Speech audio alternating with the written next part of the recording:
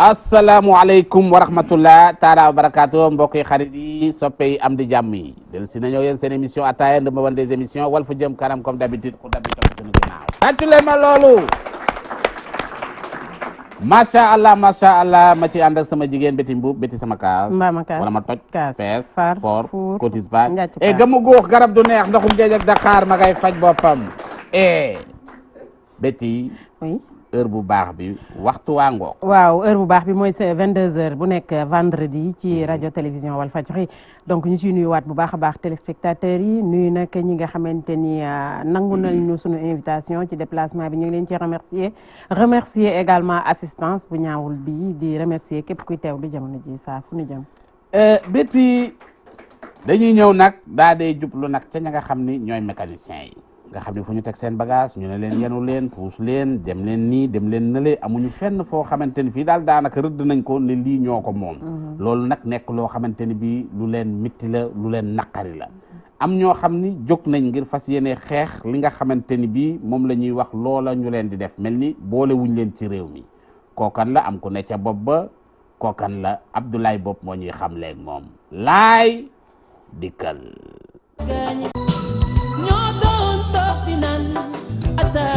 Ali Sow lay wuyoo judo Tëngéej jànge fa métier màgge Kolobaan Ali Sow jiite Revas di kuréel gi boot ay artisan rawatina mécaniciens yi ci fàttali ci atum 2009 la taxawal kuréel gi di Revas ngir taxaw mécaniciens yi Ali Sow di mécanicien doon chef de garage bu dee ci wàllu tàggat yaram Ali Sow doon na champion du Sénégal ñaari yoon ci wàllu athlétisme Ali Sow la mu taamu ci lekk di cerek sow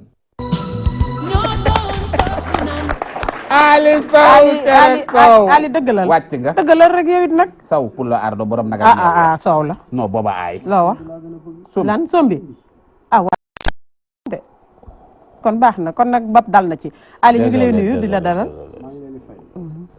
Ali sombi téléspectateur yeeg ñi nga àndal ak ñëpp doo leen li nga wax moo tax ñëpp na yàcc sombi aleykum salaam di nuyu ñi nga xam ne ñu ngi seetaan yëpp di nuyu kilifa diine yëpp di nuyu vraiment ñu nekk ci réew mi yëpp di nuyu suñu mbokku Revas yëpp ak ñi ma bokkal plateau ak yéen jërëjëf Betty Aïcha dañuy dugg nag ci secteur santé bi bu nu ko waxee balaa ngay doon médecin wala nga doon infirmier di nga ko jàng ñoom nag ñu ngi toll ci jamonoy formation waaye jamono ji système LMD la ñuy laaj wala yeneen ak yeneen yoo xamante ni dégg nañ leen gis nañ leen ci télévision yi dinañ ci waxtaan ak ñoom lépp loo xamante ni rek dina leen permettre ñu mën a gën a soril seen njàng waaye ëllëg aussi ñu mën a pratiquer seen métier avec nag na mu waree Aïcha Sañ Abdoulaye boobu moo ñuy xamaleeg jëm ji leen fi teewal laay dikkal atelier Eliman Fall lay wuyoo judo fukki fan ak juróom-ñeent ci weeru mai ci atum 1990 ca Sokone fa la amee lijasa baccalauréat laata muy wut si Ndakaaru dem ca université Cheikh Anta Diop ca faculté des sciences et techniques Eliman Fall doon ku yàgg bëgg lool mbirum santé jóge UCAD daal di soobu ci concours école nationale développement sanitaire et social defagum na fa lu tolloog ñaari at ci jamono ji Eliman Fall mooy ki yor kàdduk étudiant yi ne ci NDS Eliman Fall ne la mu taamu ci lekk di sulux mbalax Eliman borom sulux mbalax Eliman Fallen bi yow sulux mbalax la yëngal man nag comme Saloum la mbaxalu Saloum mooy pay wàcc moo la gën a yëngal ko suluxu moo ma gën a yëngal ko suluxu kon ñu bàyyi ko mbaxalu Saloum ay te ñu ngi lay nuyu di la dalal maa ngi lay fay Betty di nuyu di nuyu ñi ma toogaloolan ci plateau bi di nuyu également téléspectateurs yi nga xam ne ñu ngi seetaan seen kër di nuyu Sénégal yëpp di wax ne c'est un plaisir encore de retrouver seen plateau yi Walfadjri nga xam ne moom mooy télé askan wi daal plaisir partagé merci beaucoup ça fu ñu jëm dañuy dugg nag ba ci hip hop bi hip hop buñ ko waxee nga xamante ni bii ñi nga xamante ni ñooy rappeurs yi waaye nag ci ñi nga xam ni ñooy ñi sos rap ci Sénégal bokk na ci membre fondateur yi nga xam ne ñoo taxawal rap ci Sénégal kooku nag génne album bu am doole di peeko Makarimul Axlaa kookan la Abdoulaye Bopp moo ñuy xamle ak moom laay dikkal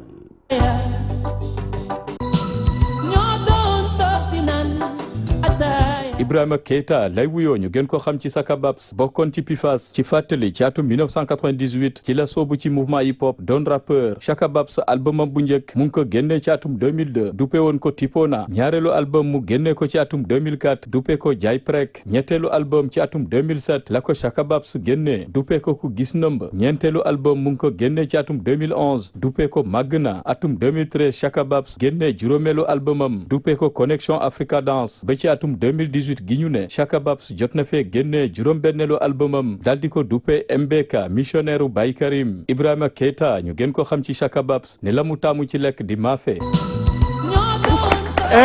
bii moom foofu la li moom dal na ci bul weddi bul xala kay Ibrahima bul weddi bul wax dara waaw Ablaye Bob la oui parce que ngénte caka il paraît que amul laax maafe moo fa nekkoon kon nag dal nañ ci jaajëf ñu def benn 1 minute de silence à la mémoire de nos disparus parce que ñëpp xam nañ ne dañ fi ñàkk musicien bu mag di ñu fay teg si aussi suñu benn Papis Mballo ñu wax Papis defoon accident si APH donc may ñaan ñu def benn 1 minute de silence voilà si seen mémoire en tout cas ñaan na leen yàlla seral suuf seen kaw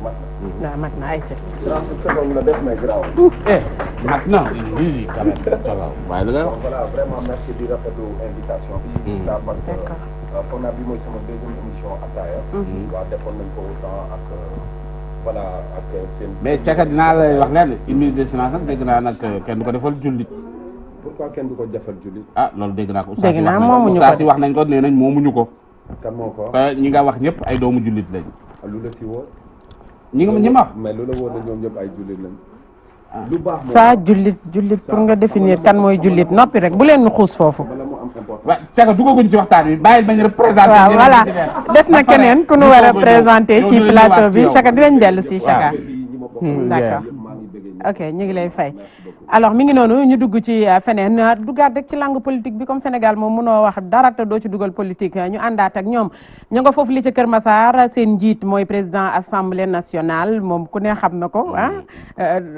dëgër lool waaye nag biir parti bi am na ñi nga xamante ni war nañ ko cee càmbar am na ay ndaw am na ci ñoo xamante ni ñu ngi ci biir banlieue bi rawatina Kër Massar ñu war a waxtaanee nag lépp loo xamante ni touché na Sénégal di suñu réew ki leen fi dalal Abdoulaye Bob moo ñooy xamaleeg bi la jëm laay dikkal yéen AFP bi ñu toppee si ginnaaw Macky Sall ba léegi AFP avancé wu dafa dellu ginnaaw waaw te AFP parti la boo xam ne dañ ko xamoon si muy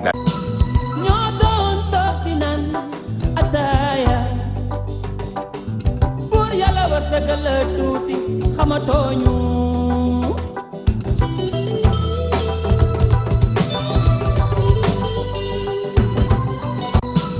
ñoo doon toog di naan ataaya Babacar Diassé doon responsable ci AFP mu ngi tàmbale politique ak AFP gannaaw appel maanaam déclaration ba Moustapha Niasse defoon moom jiital AFP Babacar Diassé ne ba tey lu ko dalee atum 1999 ba atum 2011 moo jiite woon ndaw AFP ca Kër Massar doonoon secrétaire général adjoint ndaw AFP ca zone des Niayes secrétaire général adjoint bu AFP ca département bu Pikine Babacar Diassé di teew ci bureau politique u AFP jiite lii di AFP ca diwaanu Kër Massar bokk ci club Sénégal émergent bokk ci conseil municipal bu Kër Massar Babacar Diassé ne la mu taamu ci lekk di ceebu jën gu am maccaat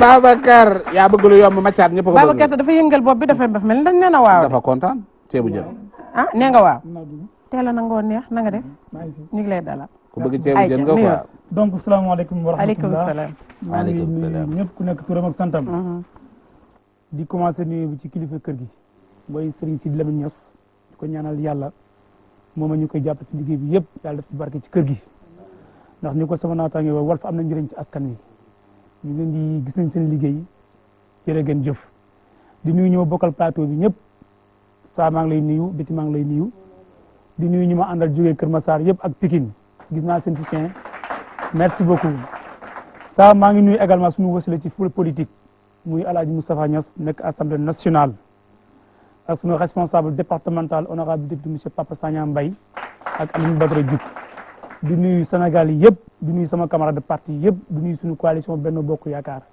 merci beaucoup. Cheikh aywa.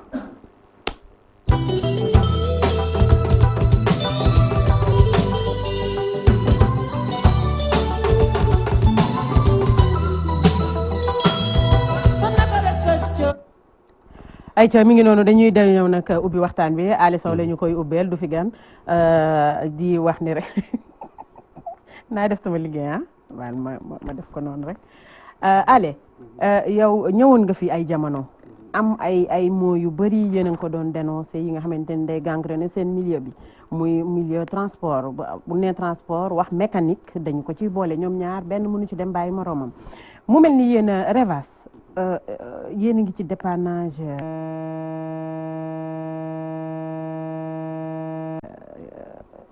gratuit yéen a ngi ci yeneen ak yeneen mais cette fois-ci lan mooy seen problème ba ngeen ñëw ataaya. waaw soxna Biti damay sawar ci tontu bi di la wax ni Revas c'est le regroupement des vrais artisans de l'automobile du Sénégal. très bien may rek. bi ñu koy créé.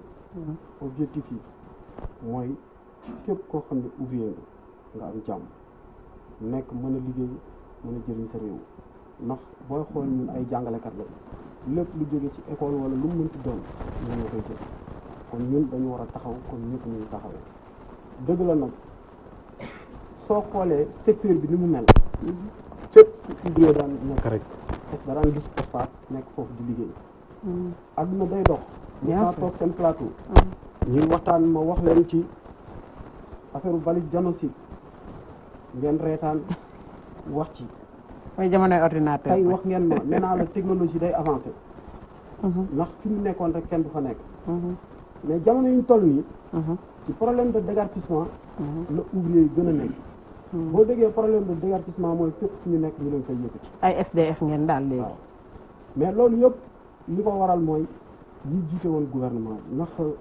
am na lu may wax chaque jour foo daggee marché dagg jàkk dagg liggéey da nga war a dagg liggéeykaay dem nañ ba espace amatul comme espace amatul nag vraiment ak état bi fi nekk nii ñu ngi liggéey su ma la waxee damay remercier gouverneur yi fi nekk lu tax ak préfet yi surtout le sous-préfet de Dakar ndax tey soo jiitee ay ouvrier bu njëkk dañ daan am problème ñu ne nañ dem mairie wala nañ seet ku xam préfet déedéet léegi déguerpissement fépp foo xam ne dégg nga ko fa ñuy yëkkati ay nit su ma ñëwee woo kilifa yi ñu déglu moom su ma waxee moom solution ñëw loolu la ñuy xaar ci ñoom dellu nag di wax ak président de la république di ko xamal ne mu ngi ci mais na ci gën a gaaw ndax dañu soxla recasement yi ouvrier ñoo soxla seeni place bëgg ko moderniser bëgg di liggéey ndax soo xoolee am nañ 5 hectares yoo xamante ni mi ngi Kër Massar vraiment di nuyu waa Kër Massar ndax man ak maire Kër Massar réunion nañ ci man ak préfet de Dakar préfet Guédiawaye préfet Kër Massar ak maire de Kër Massar ba waroon dem defi visite de terrain d'accord ndax ku bëgg a jàppale sa réew noonu ngay mel da ngay xool ñi nga jiite nga xool jafe-jafe yi ñu am nga xool nan nga koy régler man ci situation yooyu laa nekk xool ouvrier yan jafe-jafe lañ am mu xool nan laa koy régler man ak maire de Kër Massar waroon nañ leen visiter 5 hectares yooyu di waxaat président de la république ku ko bëgg a jàppale ci loolu nga jëm mais yéen am na lu leen président de la république promettroon ba ñuy def pose première pierre bi mooy immeuble yi nga xamante ni moom la ñu def ci place Pompier fan nga ci toll ak la mu waxoon fu mu ci toll waaw xam nga président moom promesse président mënul lu dul wax est-ce que joxe na woon na ay directives mën na wax te du joxe ay directives président dafa wax ko conseil des ministres ñu bind ko ci journaux yi dafa ne bu ñu fa jëlee te utul fu mu ñu teg boole ñoo ay nit ñu daje ak ñoom waxtaan ñan ñu jox ñu 5000 mètres carrés seen ministre de tutelle la wala waaw ale ñu 5000 mètres carrés ale plus 93 millions oui ça bu ñu waxee ci loolu ba léegi amul suivi xam nga waxu président d'accord président bu waxee ba pare dafa am ay ministre am ñoo xam ne 5000 mètres carrés yi fan la situé wu. mooy pour mécaniciens yi nga xam ne ñoo nekkoon pompier ñu déplacé leen ñu ñëw boo maraîchère. boo kon maraîcher président bu waxee ba pare. defe naa ñi mu waxal ñoo war a exécuter. Ale yow est-ce que yow yaakaaroo ni yow yaay problème mu Revas parce que yow Ale bi nga nekkee président Revas ba léegi lii ngay kaas 5 plateaux invité nañ la ko même discours dafa mel ni redivision man bi ma lay déglu xam maa ngi toog sax di la déglu quoi mais dafa mel ni da nga ñëwaat di rediviser yow dafa mel ni ci sa magistère liggéeyoo dara. wala boog problème yi ñooy persister ba léegi. waaw xam nga ak président Macky Sall mosaguma ñëw toog seen plateau. déedéet kon loolu lu bees la. waaw su wàdd nga. déet kon déet amoo problème doo aale waa defal naa ko bu baax maa la bëgg nga déglu rek déedéet bul wax loolu boo waxee loolu dafa mel ni ataaya bétti dafa bër dañu toog période bu yàgg waaw dana ñëwagu fi émission bi amutoon bi ma amee nga ñëw bàyyil naq saale aale xam nga da nga laaj ne waaw am na loo xam ne waxoon naa ko fi xam nga ñun lu ñu mën li ñu soxla ñun ouvrier yi suuf loolu état rek moo la ko mun jox waaw mais lan nga liggéey yow lan nga liggéey bi nga nekkee Revas ba nëgëni c'est que bétti kii il faut bu mu fi ñëw di wax lan nga fi liggéey yow liggéeyoo fa dara bi yow yaay président Revas lan nga liggéey seeni droit il faut que si xam naa saa foofu la bëgg a waxee mu liggéey nga loo def xam nga lan laa ay jéego voilà réew mi man Ali ak samay propre moyen man maa taxawal Revas tourner au niveau national moom de Ali mi ngi dox Revas doxut waaye Ali nga dox de Ali transporteur ñaar waaw man maa tax ba Sénégal ñu jox gëdd ouvrier yi ah bon yow ñett man maa tax kenn dootul génne ouvrier te kilifa yi woowu ñu ma toog waxtaan ak man bétti yow li aale di wax nii li aale di wax nii aale bu ñu nelawloo waaye ñun xam nañ li xew ci dëkk bi am ay kilifa yu nekk ci réew waaw del ñeme chaque jour di waxtaan ak ñoom déggoo li ma wax def avant aale di ñëw di créer waaw dañ daan fekk ay ouvrier yëkkati leen ñu ne kan moo xam mais loolu ba tey mi ngi am non amatu xolal loo ci gis nag waxtaanee nañ ko man de gis naa ne ay ouvrier yu yëkkati pour wax la yow yaa ko gisut waaye man de maa ngi gis mais gis naa ay mécanicien yu ñu tuxalee ca amoo siis yóbbul leen ca fële nu mu de kër sëñ Abdoulaye sëñ Assane loolu te yow mi yëgoo ko ok yëg naa ko yëg nga ko xolal waaw ba noppi nga ne amul dama lay wax numéro carte kon kan nga pompier waaw man maa leen jëlee pompier yóbbu leen suufu pont kii donc lan ñu ngi leen fay waaj jële waat pont boo maraîcher boo maraîcher man maa leen fa teg maa leen recasé mécaniciens yi nekkoon beneen dañ leen fa naroon yëkkati bokkuñu woon ci ñun mais fii ci yoonu non moom laa lay wax ngi am na ñun fa yëkkati foofu laa lay wax bi ñu leen naree yëkkati waaw dañu leen ne dañ leen di fay 30 millions mais biñ ma seetee man ba ma ñëw foofu taxaw seen i mbir jox nañ leen 95 millions ak terrain 2 hectares fan yoonu jam ñaar bàyyi leen tàcc bi stade waaw ñooñu aussi déggoon naa ne dañ leen di yëkkati waaw jox nañ leen 80 ñaata waxtaan waaw ñu fay leen 40 millions waaw dégg nga wax bi waaw mais dama ne lépp loo gis fii Sénégal yow ale waxtaan moo koy indi courtier non doxkatu jàmm la bàyyil jàmm courtier eggali waay ale courtier la du courtier dara ale courtier nga yow non waaye defal ndànk déglu ma ale yow courtier nga yow mais sax du courtier doxatu jàmm la day dëkk entre kii yi day négocier da ciy am pourcentage gars yi wax nañ ko nee nañ ale li muy négocier la mu bu ñëwee bu ñëwee 80 millions bu ñëwee 80 millions jox nañ ko 100 la ca des ale da koy bokk ci poosam gars yi wax nañ la ko weddi courtier amul secteur yi ngay gis secteur bu nekk dafa am président boppam su may négocier bureau boobu mooy toog suñu paree ci seen compte la xaalis di jaar aale sax du laal dégg nga li ma la wax c'est que dama la wax ni waa ci télé nga toog gaa yaa ngi lay dégg la ma indi lu bees lu bees ouvrier boo fi gis li tax ma naan la damay remercier kon yow ni ma daan di def yóbbu ko ci ñiy liggéey ci wàllu mbalit bi yow it noonu nga def ci mécanique bi nee naa la defuma ko sax Dakar ñu gëddal leen ñu gën leen daal laa ko def am na région yoo xam ne tey fi may wax ak yow nii wax naa ba ñu daggal leen suuf xam nga suuf Dakar rek la jafe ba ñu daggal leen ba ma war a dem foofu defi ay pose première pierre ak yëpp kon liggéey bi yaatu na ma ñëwaat créer dépannage gratuit loolu ñëpp gis nañ seen bopp Sénégal loolu yàgg na moom loolu yàgg nga ko loolu baax la non mais léegi dafa mel ni am nga ci ay partenaires non moo tax mu baax dépannage gratuit yow li nga ci yor koppar yow màggal nga yàkkamti ak gàmm lu baax mooy tereetu aale màggal gàmm lu baax soo koy def lu muy leb danaan la ba màggal voilà lu baax soo koy def waaw lu baax soo koy def. waaw mais nangul ma ba pare rek état ngi leen di jàppale ci dépannage gratuit loolu laa lay wax. waaw ayca. dépannage gratuit ale lan ngeen di jënd liñ leen di jox yëpp ci xaalis. des murit waaw yàgg nga ko fi wax. wala bu tijaan yi. waaw. wala Popenguine. wala Yoff Layeen. chef religieux yi quoi chef religieux yi. waaw ñoo ñuy jàppale ñoom. ok mais à part ñoom. waaw jàppale financièrement ñooy cotiser nee naa Dakar dafa nekk ay secteur waaw mais xaaral secteur bu nekk. waa xaaral da ngay parce que cotiser loolu la ñuy dem xam nga ñu bëri ñu ngi naan. du dépannage gratuit état day fay. waaw état jox ñu dara. waaw d'accord état jox leen gratuit. est-ce que yaa ngi dégg suñu toolu àllarba la ñun ñooy cotiser suñu xaalis. donc def liggéey ale bul wax loolu am na ay politiciens yu leen di jàppale bul taxaw ne kenn jàppale wuñu dépannage gratuit am na politiciens yoo xam ne bi da ngeen di dem ci ñoom ñu leen di jox ay enveloppe ngeen koy kii waxal rek yow it nag ale xam nga man su may wax man suis le président national. waaw président national li nga xam ne moo jaar sama loxo. wala li nga xam ne moom lañ ma jox moom laay wax ndax télé laay waxee. d'accord dama ne. kon yow daal doo laal dara. li ñuy def nii ci réew mi. ñëpp ñoo ci war a jàpp. al pour waxal la xaalis la bañ ko tudd. pour wax la ne la. man chaque jour ci yite ouvrier lay nekk. gis nga Rufisque. dañu am projet 49 milliards. bu waa Tëngéej yor mooy carré d'or bi. waaw war a yëkkati ouvrier yi rek bi abee avion. xola war a yëkkati ouvrier yi. waaw dañ ma woo téléphone na ma. waa mairie ak ñëpp ñu ngi ci biir pour déguerpir ouvrier yi. mais bi ma ñëwee. lépp arrêté na. est-ce que yaa ngi dégg ñoom ñi ngi liggéey seen liggéey. ñu continuer di waxtaan. xool fan lañ leen utal ba yóbbu leen recaser leen foofu. ndax man loolu rek laa mën ci ñoom. ay nit buñ la jiitalee. da ngay xool nan ngay fajee seen i soxla. pour waxaat nag maa ngi dellu di interpeller le président de la république. allez jëleen. ñi ko bëgg a liggéey ku ko bëgg a liggéeyal. da ngay def comme préfet. préfet yi luñ def. non préfet yi. ñoom dañu taxaw comme président de la république. ci dëkk bu nekk. saa boo demee di wax ak ñoom dinañ la déglu. est-ce que yaa ngi dégg xool. xool liñ ci war a def yëpp ñu def ko. kon ñoom dama leen di remercier. ak directeur police. waaw mais xam nga la moo danger rek ci say wax. waaw béti bul fàttalikul aale bi mu fi daan ñëw. xam nga tey dafa ne nguur gi fi nekk. mi ngi liggéey. aale nguur gu fi nekk mu ne la yaa ngi liggéey.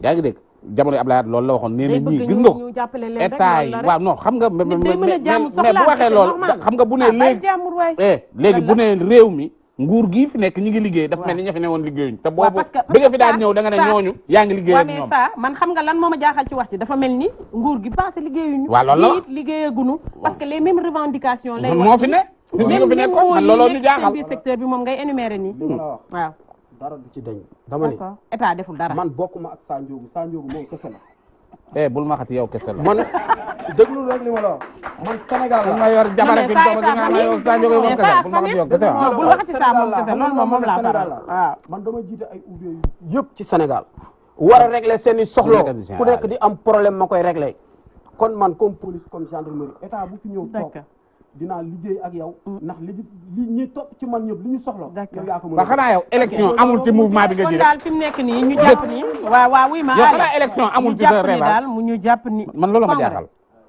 élection xanaa amul rêvage congrès yow boobu ba nëgëri yaay président ale mënoo nekk président ab jamonoy Abdoulaye Wade ba ab Macky Sall ngay jiite benn kuréel wala gaayee lay man loolu ma jaaxal non xam nga nee naa la wala xam nga waaw dafa am lu ko waral nee naa la man yàgg naa ñëw fekk Sénégal ay organisation dëgg la mais bi Ali ñëwee la ñu xam luy rêvage d'accord la ñu xam lan mooy mécanique d'accord léegi ñu kon ñëw président à vie nga élection kañ lay am 2019 lay def élection non boobu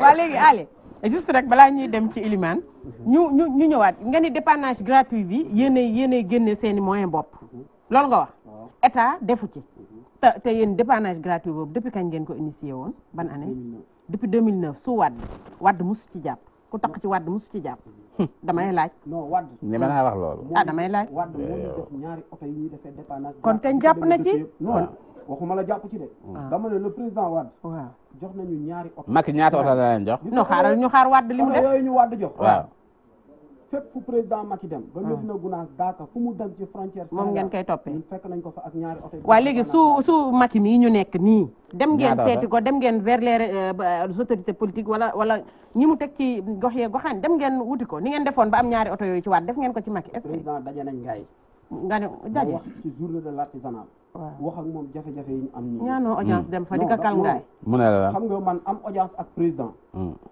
régler problème ouvrier yi moomu ko mais boo amee audience ci ngay mën a wax problème ouvrier yi audience loolu lay jariñ audience bii moo raw ñëpp ñu toog ngaay journée de l'artisanal ma jàkkaarloo ak moom ak ministre yëpp wax ko jafe-jafe ouvrier yi mu ne la moom président Diop ne ma aale li nga wax yëpp dégg naa jëlee engagement yaa ngi dégg jël ay engagement jox ko ay nit xam nga président lenn rek la mën wax moo tax ñu koy rappeler ñi nga xam ne ñooñu la dénk ñoo war a am volonté mais xoolal ma jox la benn exemple bu ndaw muy ban gis nga ministre des sports ku ko fonk laa Matar Ba mooy ministre boo xamante ni da nga koy xool kontaan ndax liñ ko sant yëpp mu ngi koy def sport ba de mere nañ ko xanaa yow yaa ko yow ministre de l'artisanat nga war xam nga c'est que lii c'est grave gis nga ministre waaye déglu ma da xool ale politicien la waaye kon yow sa ministre de tutelle deful dara ci liñ ko defut dara moom muy sant premier ministre de sport Matar Ba waaw dama ko naw xam nga lu tax mais sport bi nawuñu ko dëkk fii yëpp mu ngi koy def ay stade di gën a suqali sport bi yan stade ministre ana stade Badu arène bee tax ana stade yow ban stade la fi def arène bee tax ngay wax non kii li mu wax ni dafa garaaw ñu koy seetaan sax yow ale ban stade la fi def yow mécanicien moo la tax a jóg wala léegi ay stade yow recasé nit ñi ngay wax ay stade ban stade la fi def xoolal damaa toog jooy pôle bi dégg nga ñu jox ma ko fi ñu def arène nationale bi waaw mais liñ ci def non déglu rek de ànd nga ci fi ñu def arène nationale bi waaw dama taxaw fii kaas ba sonn pour ñu def ko foofu noonu ay garage moderne d'accord jël arène bi yóbbu ko jam ñaajo ndax vraiment mbëri suñu bëri yëpp dañuy jël ay car mën nañ dem foofu ma xeex ci wax ba sonn mu bañ Matar Ba réussir ko pourtant bi ma koy xeex sama ministre bu taxawoon xeex loolu day am dañ leen koy moo tax ma xam ni moom et puis ma gis ko lépp loo xamante ni dëkk bi yëpp mu koy touché na sport réaliser rek da ciy waaw def ma xam ni kii li lañ koy doy xam nga lan la ñu doyee ministre président mënul fépp mu dem fa da ngay dégg télé yëpp ñëpp di woo Macky Sall ku ko woo rek nga xam ne ministre boobu liggéey yow kuy seen ministre de tutelle Mamadou Talla Mamadou Talla boobu ba léegi rencontré ngeen non Mamadou Talla ñu ngi koy rencontré ñu ngi waxtaan suñu xarit fu ngeen mais ci xam nga li ñu tollu bëgg dégg loolu li ma la wax de bi man tey rencontré Sénégal li ma rencontré si ay ministre kenn xamul nu mu toll mais dara depuis faju temps Wade ba léegi mais dara faju mais xam nga léegi lu ma gënal dajeeg ministre fajal ma aajo ouvrier yi moomu ko gënal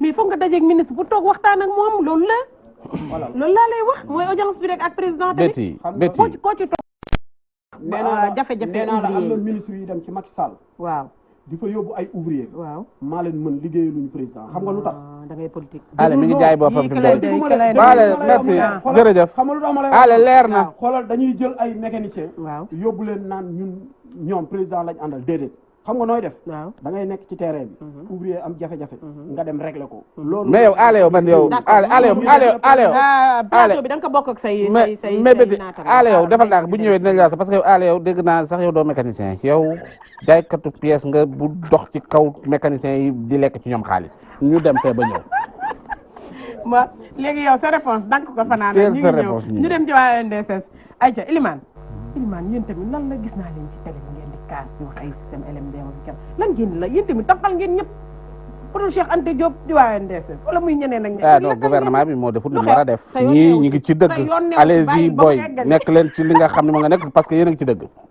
faralu la pour muy clair rek faralu la ayca lu xew waaw bon maa ngi lay remercier seen ci question revendication bi Betty. jaajëf question bi kay attaque la gën a c'est nuru sax sa yoon newu ci question la ko jàppee question la kontaan naa d'ailleurs ci recevoir jaajëf question Ilimane bi merci jërëjëf du non ñun duñ ay perturbateurs pour rappel parce que ñun dañuy former pour ñu nekk ay futurs agents sanitaires donc boo waree nekk ci bërëb boo xam ne da nga war di recevoir ay nit di leen di saytu seen wërgu-yaram war leen faj dafa am noo xam ne noonu nga war a comporté woo ci dëkk bi dégg naa dëgg buñ defee yenn affaires yi rek dëgg la c'est que vraiment toll nañ ci circonstances yoo xam ne mënuñu woon def leneen daggit te comme lii sa waay wax léegi Sénégal ministre buñ la falee li ñu la soxlaa yëpp mooy nga jaamu soxlay askan bi parce que président comme li mu wax mënul déplacer wu partout mais pour ñëwaat ci sa laaj bon ñun école bi ñu nekk mooy école nationale de développement sanitaire et social école boobu fa la ñuy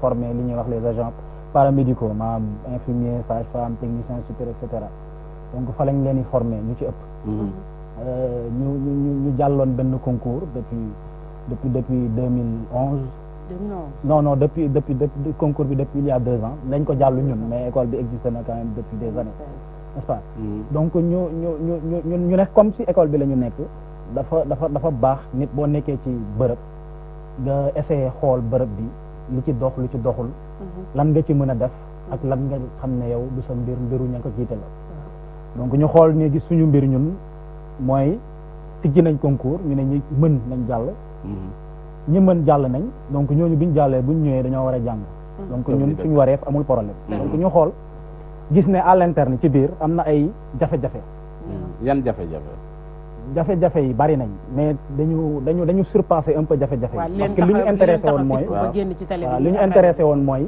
ban alternative la ñuy jël pour régler définitivement problème yi nga xam ne ñoo fa nekk ñu ne nañ ko tënk ci ñaar bari na mais amul sens ngay laaj lu mënta ne intellectuel da ngay laaj loo xam ne mën na nekk buñ ko deful nag nga xam ne dañ ko bañ a def ñu ne dañ ko tënk ci ñaar benn bi mooy application système LMD loolu yoon moo ko maye beneen bi mooy recrutement automatique yow saa béti ak képp ku nekk Sénégal yaakaar naa ne xam ngeen ne hôpital yi am nañ ay déficit personnel ñëpp ko xam donc moo tax nga waroon a tey ba ngay laaj yegaleel ci ñaar yooyu noonu yow de kàmb gi nga may gasal waaye du ma ci mës a dugg ci ñaar yooyu lañ tënku suñuy revendication wax naa la ko sànq bi ci jiitu mooy application système LMD loolu yoon moo ko maye loolu warutoon sax sori parce que yoon moo ne application système LMD fu ngeen ci toll ñoom luñ ci wax bàyyi ko bu yeggal non dama koy laaj xamoon luy LMD may ma lan la mooy LMD yeggaleel luy LMD kii moo war a tontu man xamul luy LMD day dem bul ko wax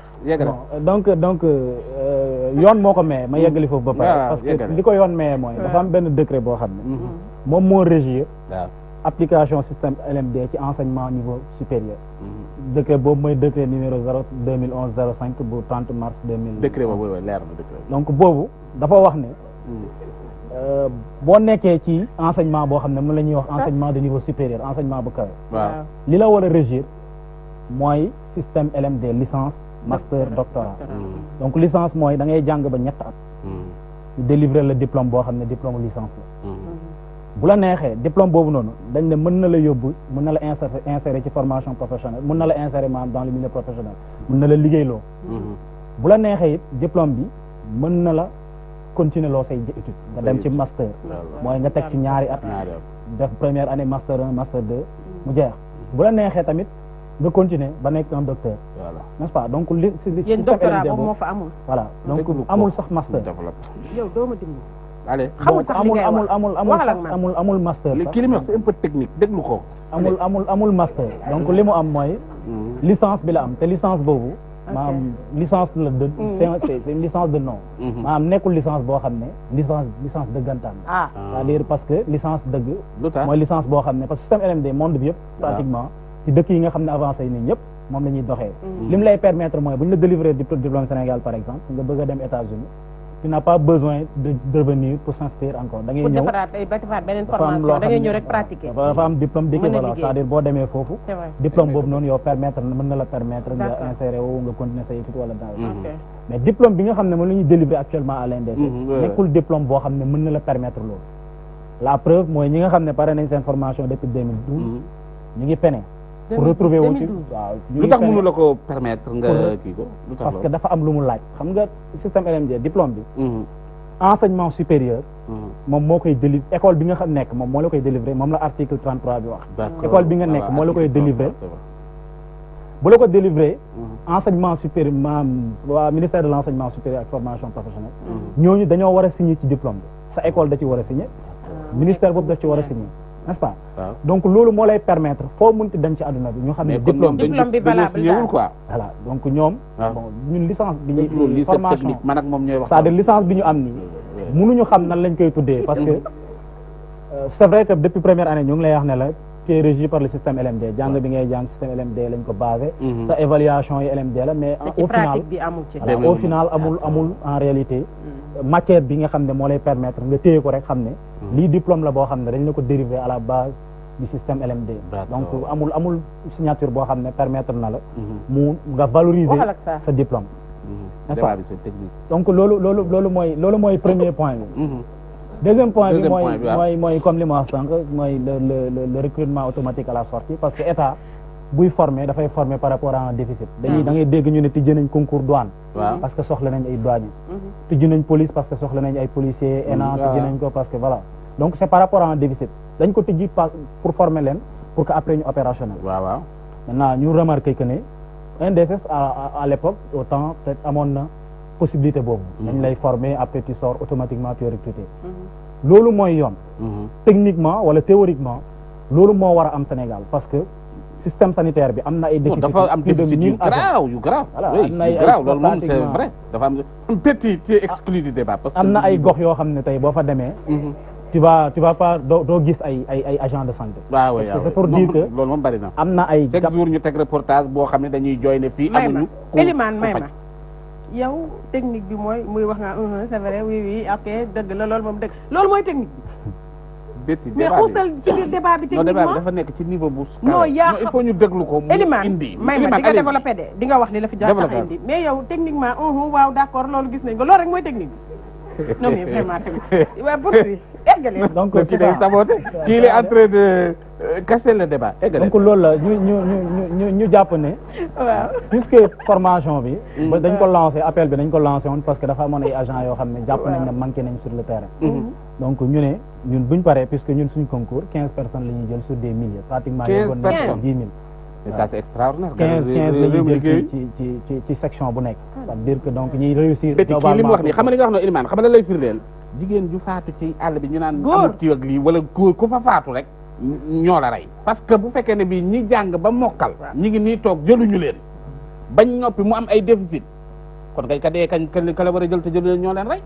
nañ waxante dëgg yàggale débat bi dafa élevé niveau bi yooyu donc loolu la comme li nga wax c'est-à-dire gap bi dafa bari dafa yaatu c'est-à-dire li nga xam ne moom la ñuy formé même Dakar rek bon waxuñ ko parce que dañoo bëgg ñu intégrer ñu ci hôpitaux yi Dakar yi c'est-à-dire bi ñu dem ci formation bi on est parti en patriote parce qu'on savait que ni mën nañu yóbbu sur des zones yoo xam ne dañuy éloigné loolu bon c'est un choix boo xam ne ku nekk ci ñun moo ko définir xamoon na tamit que ni mën nañ ko yóbbu fu nekk mais c'est pour dire techniquement que ni su hôpitaux yi Dakar yi ku nekk bu jëloon benn personne ñi nga xam ne ñooy sortant NDC bon c'est pas pour dire que ni amul ñeneen ñoo xam ne war nañ leen jël mais puisque NDC c'est une école de référence et que école nationale la bokkul ak école privée par exemple n'est-ce pas donc c'est pour dire que ni état bi bu fekkoon ne am na benn farlu bu mu def ci côté boobu nga xam ne hôpital yi Dakar bu nekk rek bu jëlee benn nit 15 yi nga xam ne moom lañ jël ci section bu nekk dañuy combler largement waaw mais yéen a ngi koy xeex ndax léegi la xam nga yaa ngi ci mais yow lii loo ci di nga naan mais le mot mais me dérange waay bu dee Molière dafa yeewu te yëguma ko ngeen wax ma ko Elimane yéen ngi revendication yi nga fi wax yëpp rawatina ci système LMD bi fan ngeen ci toll ndax gis ngeen seen ministre de tutelle li ma laaj kii laa lay laaj parce que nag mooy Abdoulaye Diouf Sarr wala du moom la ndax gis ngeen seen autorité école yi lan lañ leen ci wax lan lañ teg seen loxo fan ngeen toll ci combat bi suñu autorité école yi wax naa ko sànq ci débat bi c'est-à-dire ENDSS li ko créé daf ko créé comme mu nekk doom mu am waajur mooy ministère de la santé c'est-à-dire c'est créé sous la tutelle du ministère de la santé et de l'action sociale donc booy waxal kooku mooy sa première autorité ñi sur le plan administratif ñi nga xam ne ñoo nekk suñu école problème bi da leen jéggi donc ministre bien entendu ministre de la santé Abdoulaye Diouf Sarr recevoir nañu tey le 26 février 2018 bi passé donc ci kanamu autorité yu bëri te convoqué woon nañu bëri comme ñu exposé ko de façon claire suñ point wax ko ne ko li ñuy laaj nekkul loo xam ne lu impossible la donc loo xam ne la luñ mën a régler la ci kaw ngeen farlu ci régler ko donc il a été favorable mu nangu lépp loo xam ne wax nañ ko ba mu des benn côté bi benn point bi mooy li ma doon wax sànq recrutement direct yi te foofu comprendre nañ parce que du moom mooy ministère bi nga xam ne moo habilité pour recruter mais ma wax leen lu ngeen war a def mais lu ngeen c'est que dafa am lu am solo fii dafa am fu mu war a non man dama ko foofu fi ñu ko doon interpellé ci cadre boobu noonu mooy c'est-à-dire bien que du moom mooy intégrer nit ñi ci fonction publique mais dafa ministère fonction publique bi dafa ko war a intégrer ci recrutement yi parce que ministère fonction publique buy recruter policier dafay intégrer ministère de l'intérieur parce que kooku moo xam li mu soxla donc de la même manière ministère de la santé ministère de la fonction publique daf ko war a associer ci recrutement yi comme ça mu mën a recruter les produits de l'État d'accord comme ça état bi bu bañ a am pertement ci côté boobu donc bien sûr recevoir nañu li mu ñu recevoir il a été réceptif ci suñu question yi donc wax ne effectivement dinañ LMD bi jot na non mënu ci dara prérogative bu ma wax la jot na c'est comme Serigne Mbaye Thiam mënu ci dara dem leen ci Marème man je vous conseille non c'est que non déglu ma dem leen ci Marème mook Serigne Mbaye Thiam ñooy am ministre yi il faut ngeen dem ci Marème bu ngeen demee lépp dana réglé parce que li nga wax ñii liñ wax lu am solo la béti parce que ñii dañu nekk ñoo xam ñooy saytu suñu wér-gi-yaram bu fekkee ne nag nit ñi saytu suñu wér-gi-yaram ñoom ci seen jëmmi bopp matuñu ba noppi ñii nekk fi ak seen xam-xam ñii ñun population bépp dañu waroon ànd jóg dem ñaxtul leen parce que yéen li ngeen nekk lu am solo la léegi nag Marème Faye Sall na nga xam noonu la def ca jàng ya na ko def ci ñii ba bu ñu génnee ñu jël leen ci saasi parce que askan wi dañ leen a soxla ay c'est vrai Betty jël bi c'est une question de logique quoi. waaw mooy yoon loolu c'est-à-dire nañ ci état bi farlu. bon parce que dafa war c'est-à-dire ñun suñu xeex. dafa légitime à un point que biñ koy entamé. la nga xam ne moom lañ ci séntu woon. kowe na sax xalaat yi nga xam ne moom lañ amoon à l'époque. parce que tey ki nga xam ne mooy saytu sa wërgu yaram. dafa war a nekk nit koo xam ne sut nga ko ci xam-xam maanaam ci cadre boobu noonu nga xam ne moom nga koy faje n'est-ce pas parce que tey Sénégal aduna wërngal kër dafa dox. te aduna dañ ne buy dox da ngay suivre rythme évolution yi. tey dañoo toll ci jamono boo xam ne malade bu toogee boo koy faj bu conscient yi boo ko waxee ne ko garab bii ngay jël mën na ko tapé ci internet. xool boo ko ne nii lañ koy jëlee mu xool gis ne li ko internet bi wax méngoowul dina la ne xamoo dara donc fa lañ toll. c'est pour dire que ni application système LMD boobu buñ ko defee dina relever niveau. muy njëriñ ci askan wi de façon générale. dina permettre également ñu am système sanitaire boo xam ne dafay nekk système bu performant. parce que buñ ne agent de santé yi. ñi nga xam ne ñoo ci gën a faible niveau bac lañ am. loolu niveau bu élevé parce que bac mooy premier diplôme universitaire. te ENDSS bon ki nga xam ne moo fa gën a faible niveau bac la c'est pour dire que ni produit la boo xam ne boo ko jëlee intégré ko ci système bi da ngay am système bu performant. donc moo tax ma ne combat bi dafa légitime en plus dina aider Sénégal de façon générale. ci perfectionnement système sanitaire bi. am na solo donc loolu waaw bala ñuy dem ci Chakabat yow dama dégg ngeen ni ci seen i mbir am ngeen seen benn xarit wala seen benn naataango boo xamante ni dafa ñàkk ay bëñam 10 bëñ. 10 bëñ daa mel ni loolu ngeen wax de. lu xew. ngeen bëgg mbirum prise en charge beeg affaire yooyu noonu. assistance lu ko indi.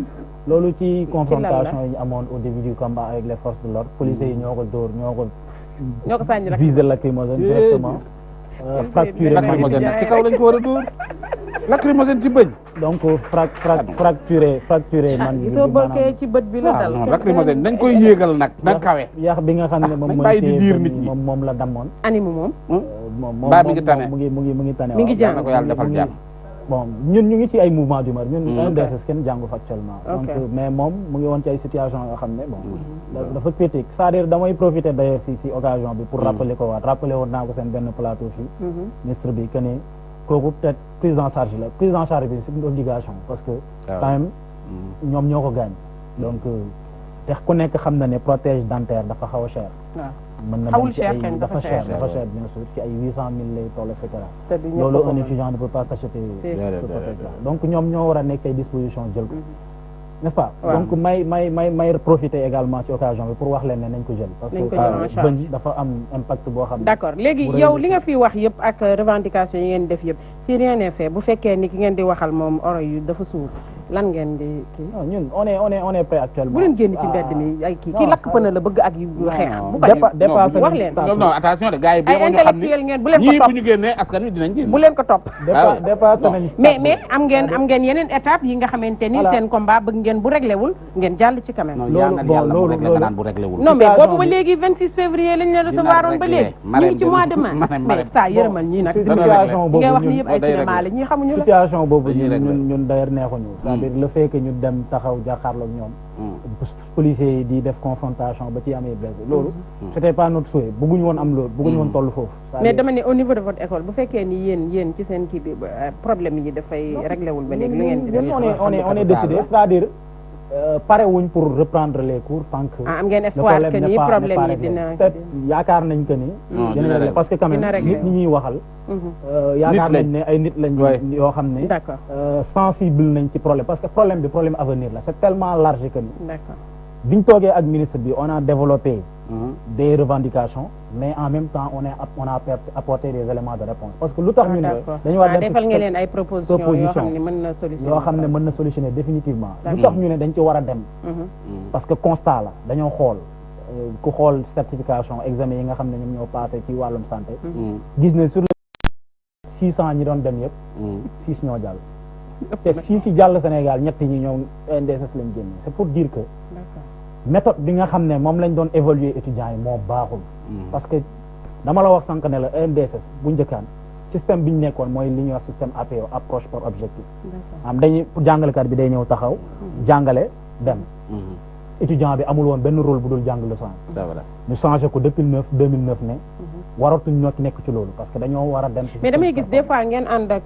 xaw ma seen professeurs yi la xam ngeen dem ci région yi mu naa ma dama ànd ak étudiants yi évaluation dugg na fi génn dama am ku ci doon yëngu loolu lan la mooy évaluation bi loolu mooy stage rural bon c'est une façon d'évaluer un peu les étudiants pour ñu essayer d'accord donc c'est pour dire que ne d'accord li waral résultat yi catastrophique yooyu mooy manière bi nga xam ne moom la ñuy évaluer parce que dama la wax ne la ci APO lañ nekkoon ñu quitté ci ñëw ci léegi approche par les compétences ñu ne donc ci approche boobu étudiant bi da nga koy évaluer ci théorie évaluer ko ci pratique maanaam ci parce que hôpital soxla woo fa kuy taxaw di wax ay théorie moom soxla woon ko hôpital pratique lañ gën a léegi pratique bi nag dañ ko war a évaluer à hauteur de 70%.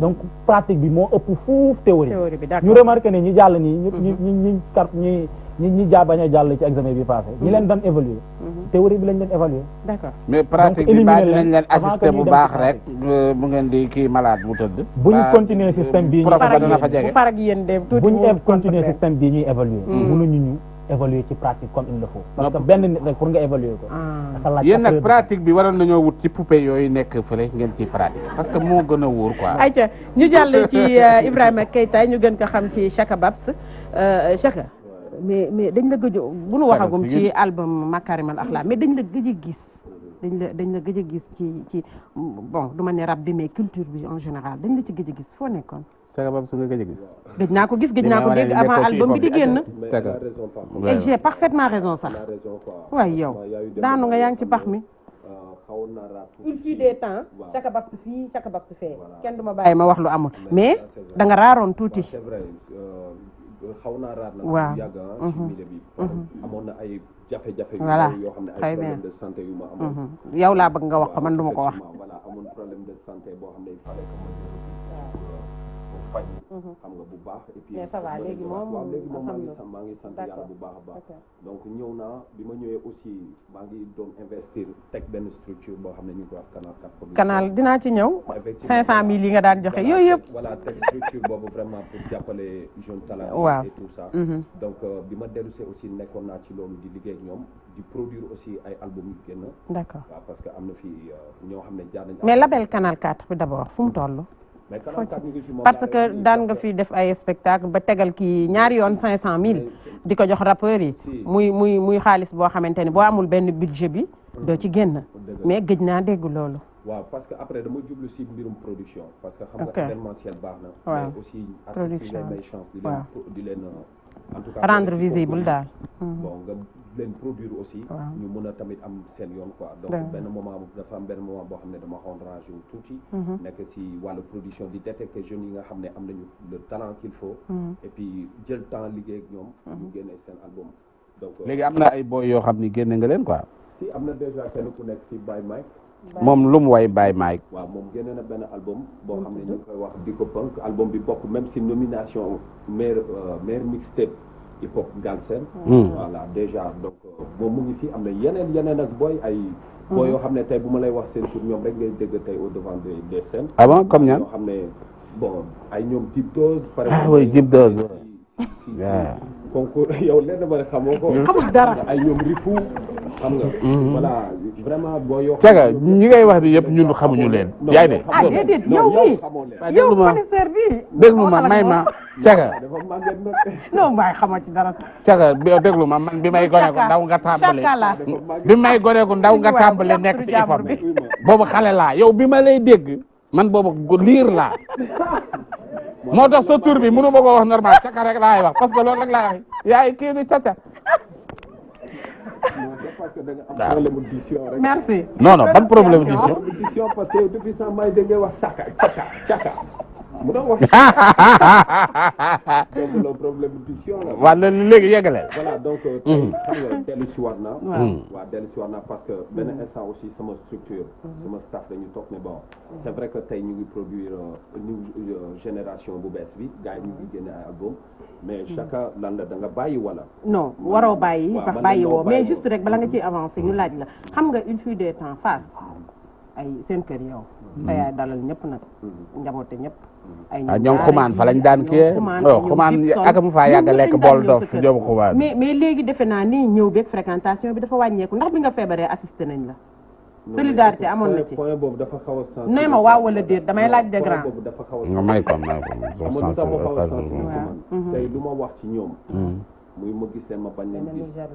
waaw day mel ni dafa am lu ma leen soxoree wala peut-être dañu egg foo xam ne egguma fa wala boog bi may def yenn yi man ak ñoom bi ñu koy sekk dama ko doon def pour mais yéen a ngi gisante ngir xaar ñu fay ma mais yéen a ngi maa ngi si déggante ak ñi ma war a déggante mais fréquentation bi amoon noonu seen kër face amatul xam nga bu autant c'était la jeunesse amoon nañu jot mënoon nañu di gisante di toog di jàpp ataaya di def lépp léegi loolu amul après ñi xam nga avec l'âge ñi dañuy màgg responsabilité yi changé xam nga direction yi changé mais li ci ëpp solo mooy ku nekk yëg-yëg bi nga am sa xol loolu rek envers sa morom quoi donc ñoom ñëpp ci képp ñu mais nii jusqu'à présent même bu ngeen fréquente boo leen dul gis ndax jot bi comme ni nga ko waxee vous avez de bonnes relations amoo cee kenn xaar ma yàlla parce que ñoom xam naa fu ñu nekk ñu may ñaanal pour ma avancer d'accord man aussi fu ñu nekk maa ngi leen di ñaanal pour ñu avancer d'accord ñaata temps nga toog génnewoo album presque 5 ans. 5 ans c'est normal ci musique normale. nga génne Makaarimul Axlaaq moo nekk nii. lu tax nga tuddee ko Makaarimul Axlaaq parce que boo ko déggee rek. da lay dëgg la waaw lu tax ma tuddee ko Makaarimul Axlaaq maanaam si sama jaar-jaar bu xawoon jafe boobu. voilà sëñ Abdou Karim Mbacké. Makaarimul Axlaaq.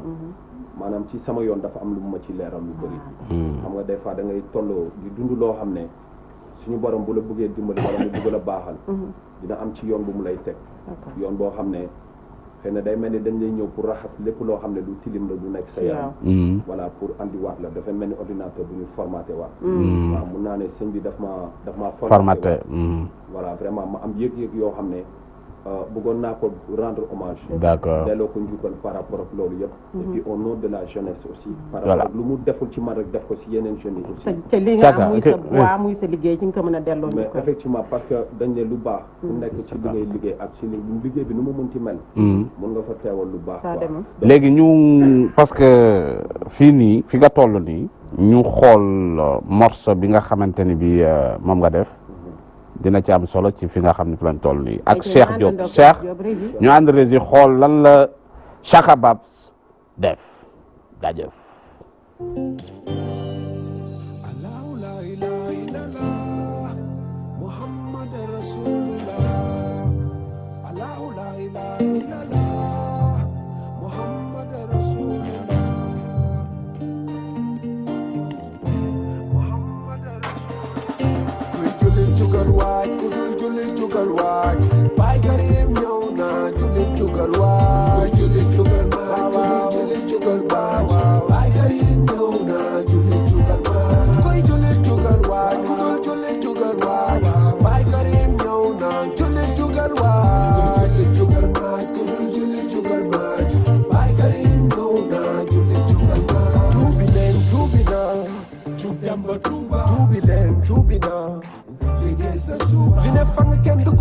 sangu si géej bi génnee mbeex mi ngi fi ne gàññ nañ si jël du fi mas a jeex sëñ bi yàlla ko yónni nañ ko topp mu wan ñu yoon bi raxas xol yi defar ci koy te boole ñu ci góor ñi tabe na lool lool am yi te si ndaw yi ñaanu ndox yi si bu tey yi faj na aajo yi tey moom moo di Karim yàlla moo di buur te moo di Karim moom moo di Karim yàlla moo di buur te moo di Karim jugal waaj ku dul jullit jugal waaj Baay Karim ñëw na jullit jugal waaj jullit jugal waaj jullit jugal waaj Baay Karim ñëw na jullit jugal waaj kuy jullit jugal waaj ku dul jullit jugal waaj Baay Karim ñëw na jullit jugal waaj jullit jugal waaj ku dul jullit jugal waaj na jullit jugal waaj amel nañ la njukkal lu dul nit sax dina la sukkal njukkal lekk nañ ba suukal amel nañ la njukkal lekketu kese naxuli béy affaire bi yow la Mbàkke si barke maam Fàllilu ayca mi ngoog Cheikh Babs ci album bi moom la ko tuddee muy Makarimal Akhlaq nga ciy delloo njukkal sëñ Abdou Karim defe naa ni presque liñ dégg nga wax rek moom nga développé waat léegi nii li tax nga effectivement voilà mooy li ma wax ci musique bi rek maanaam yëg-yëg bi nga xam ne moom laa amoon ak li ma fa gis par rapport ak ni muy teewalee doomu aadama yi ak ni muy jàppalee doomu aadama yi ñi ci alal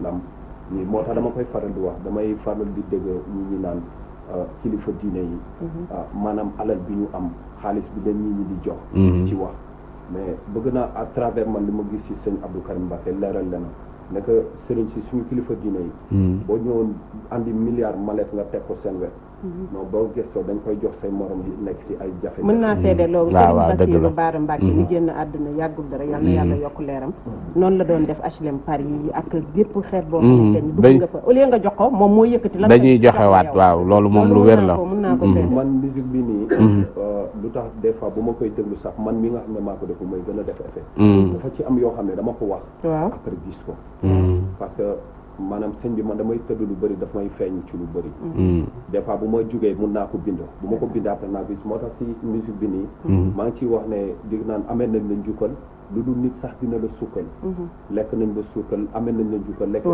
kese naxu li béy sang bi génn na deful même une semaine ma gis ñu publier si site bi benn koo xam ne ku wérul la ñëw sukk si kanamu sëñ bi ba gars yi di ko publier sëñ bi di ko ñaanal ñu ko publier si site bi yëpp moo tax am na si waaw xaw ma ndax am na ñu ko gis quoi vraiment mu def ma effet trop donc franchement mooy def album bi dédié ko pour rendre ko hommage surtout wax ak ñi nga xam ne xëy na dañ koy dégg wala jotuñu ko xamuñu daal parce que ñi ko xam ba pare xëy na ñoom sax ñoom li ñu xam ci moom sax man xaw ma ko dëgg la mais man yëg-yëg laa demee rek c'est vrai ba pare nag ak surtout ndigalam voilà album bi génn depuis le 4 avril phase promotion bi noo ci toll voilà ñu ngi si bu baax a baax déjà album bi moom album bi et puis nag grand foog nga marqué bu baax sa retour non franchement album bi Sénégal accueillir nañ ko normal pour dire vrai quoi parce que depuis bu mu génnee 4 avril ba léegi bu ma deful rajo maa ngi télé d'accord c'est que man chaque rajo maa ngi télé promotion bi mu ngi daw normalement démb maa ngi doon def émission rajo maa ngi def campagne de promo bi comme ni mu waree voilà donc tey loolu moo tax tey benn Sanjogu invité ma waaw oui ko tuuti feeling si émission non daanaka dama koy dégg sa waa moom fi mu yàgg noonu xam nga depuis xaw ma ñaata at ba léegi gisul ne moom avancé na mais Sanjogu aussi avancé wu na mbaa boole woo ma si dé yow grand ma wax loolu parce que man bi may def émission ata bi ma mujjee def yàgg na mais je vois boobu sa mag la woon dëgg la léegi Sega léegi man bon dama am lu ma la bëgg a laaj Sega lu tax dama gis ni bon d'accord boobu ba nëga ni yaa ngi nekk ci musique mais ma gis ni rappeurs yi la plupart genn wàll gi yëpp dévié nañ daanaka soreetuñu politicien ay mouvement la ñuy taxawal wala ay genre ay kuréel yoo xam ni dañ ne population bi lañ daanaka bàyyi nañ musique bi quoi te yow gisuma la ci demee noonu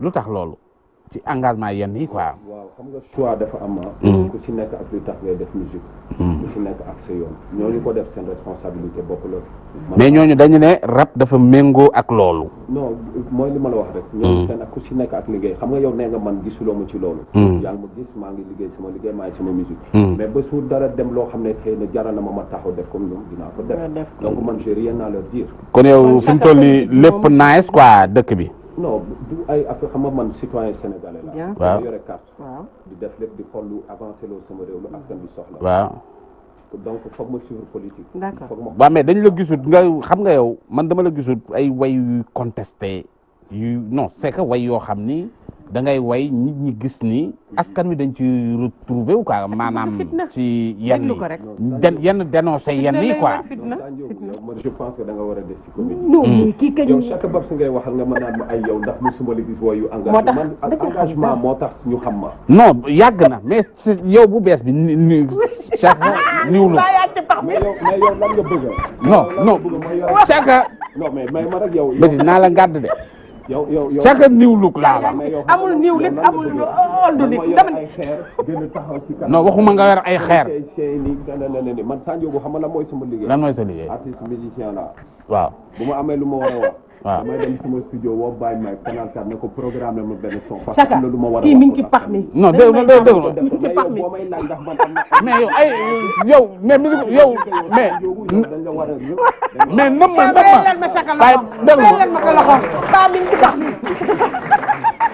may ma Chaka noppil yow kii ban way la fi way bu engagé seetal leen ma nëmma nga fi wax nëmma moomal kii bi nëmma nangoo sa gal bi mais même nëmba engagement la. ban engagement d'amour engagement des sentiments nga engagement wax na ko sànq kon yow man dimbali ma nelaw wala xam nga loolu avant émission la noppi waxal man sama premier album. waaw ci Pona 2002 moo nekk révélation dëgg ji benn la sama la remix. ba dëgg ci benn la boobu jamono jooju déglu ma jamono jooju yéen a ngi woon ci ëllëg mais jamono ji boo ko tegee actualité lay nekk saa bu nu fat waxal leneen boo amul question nga ba ma dem kon réew mi avancé wul mais non lu tax tàngaloo comme ni mu gars yi di tàngalee comme ni ñu déggee waa gaz bi seer na waa kër gi yi ñuy dóor waaw yow c'est que lu tax nga ñëw mu nooy nii quoi. bëgguma fi non mais c'est-à-dire album bii nii. c'est un album un peu spécial. waaw non waxuma album bii mais. ci tour ak ci contenu ah waaw mais non mais dañuy remember que yow dañ la il faut ñu xoolaat yow yi tam il faut ñu càmbaraat la. par exemple mu fi toog man tey nekkuma fi pour waxal pour beneen rappeur lu muy def ak lu mu deful. ça ne concerne pas. non waxuñu nga wax lu ñuy def ak lu ñuy deful mais c'est que dama bëgg nga engagé. non pourquoi mais man. mooy yow yaa ni ko comme kër gi. waaye mais c'est que ni ngay nooyalee nii quoi man moom. yow lan ngay woowee nooyee. mais da nga war a engagé. la mooy engagé mooy parce que rap non waxuma saaga kilifa non.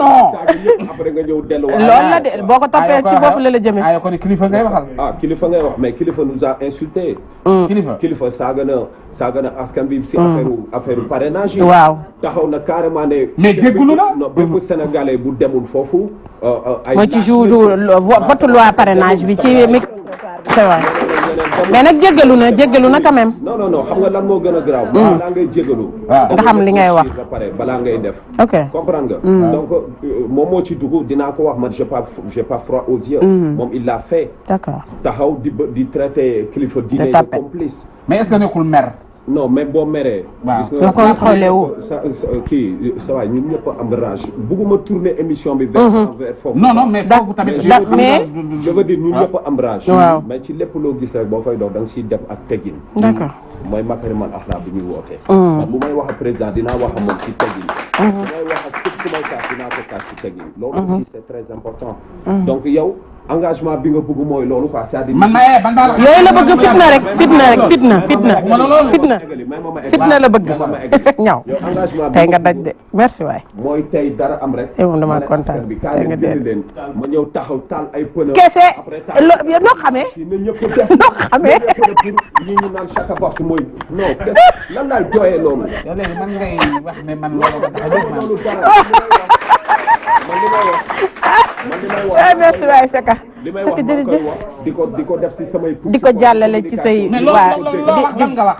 mais mi ngi véhiculer ay message am ci biir album am. waaw dafa am benn affaire boo xam ne dafay faral di wax. muy lan yow laa faral mooy tey ngaaka dëgg mu tey rek nga dee. kon nag ngaaka la. ngaaka laa quoi. man moo tax man la ngaaka dëgg. waxal waaw comme kan mooy Chaka Babs. man souvent sama modestie sama image dafay xaw a tromper nit. waaw bu ñu toogee boo ma miinul moo tax ñu bëri dem leen di surprendre si sama àdduna. te yow da nga si bokk parce que lu tax ma wax la da nga si bokk. mooy yow boo demee yow ba may naan yow pourquoi defuloo benn son boo xam ne par exemple da ngay def comme xaw ma lan ñoo xam ne ay dañuy saaga wala dañuy yuuxu wala dañuy. ce qui veut dire que yow Sanjogu man.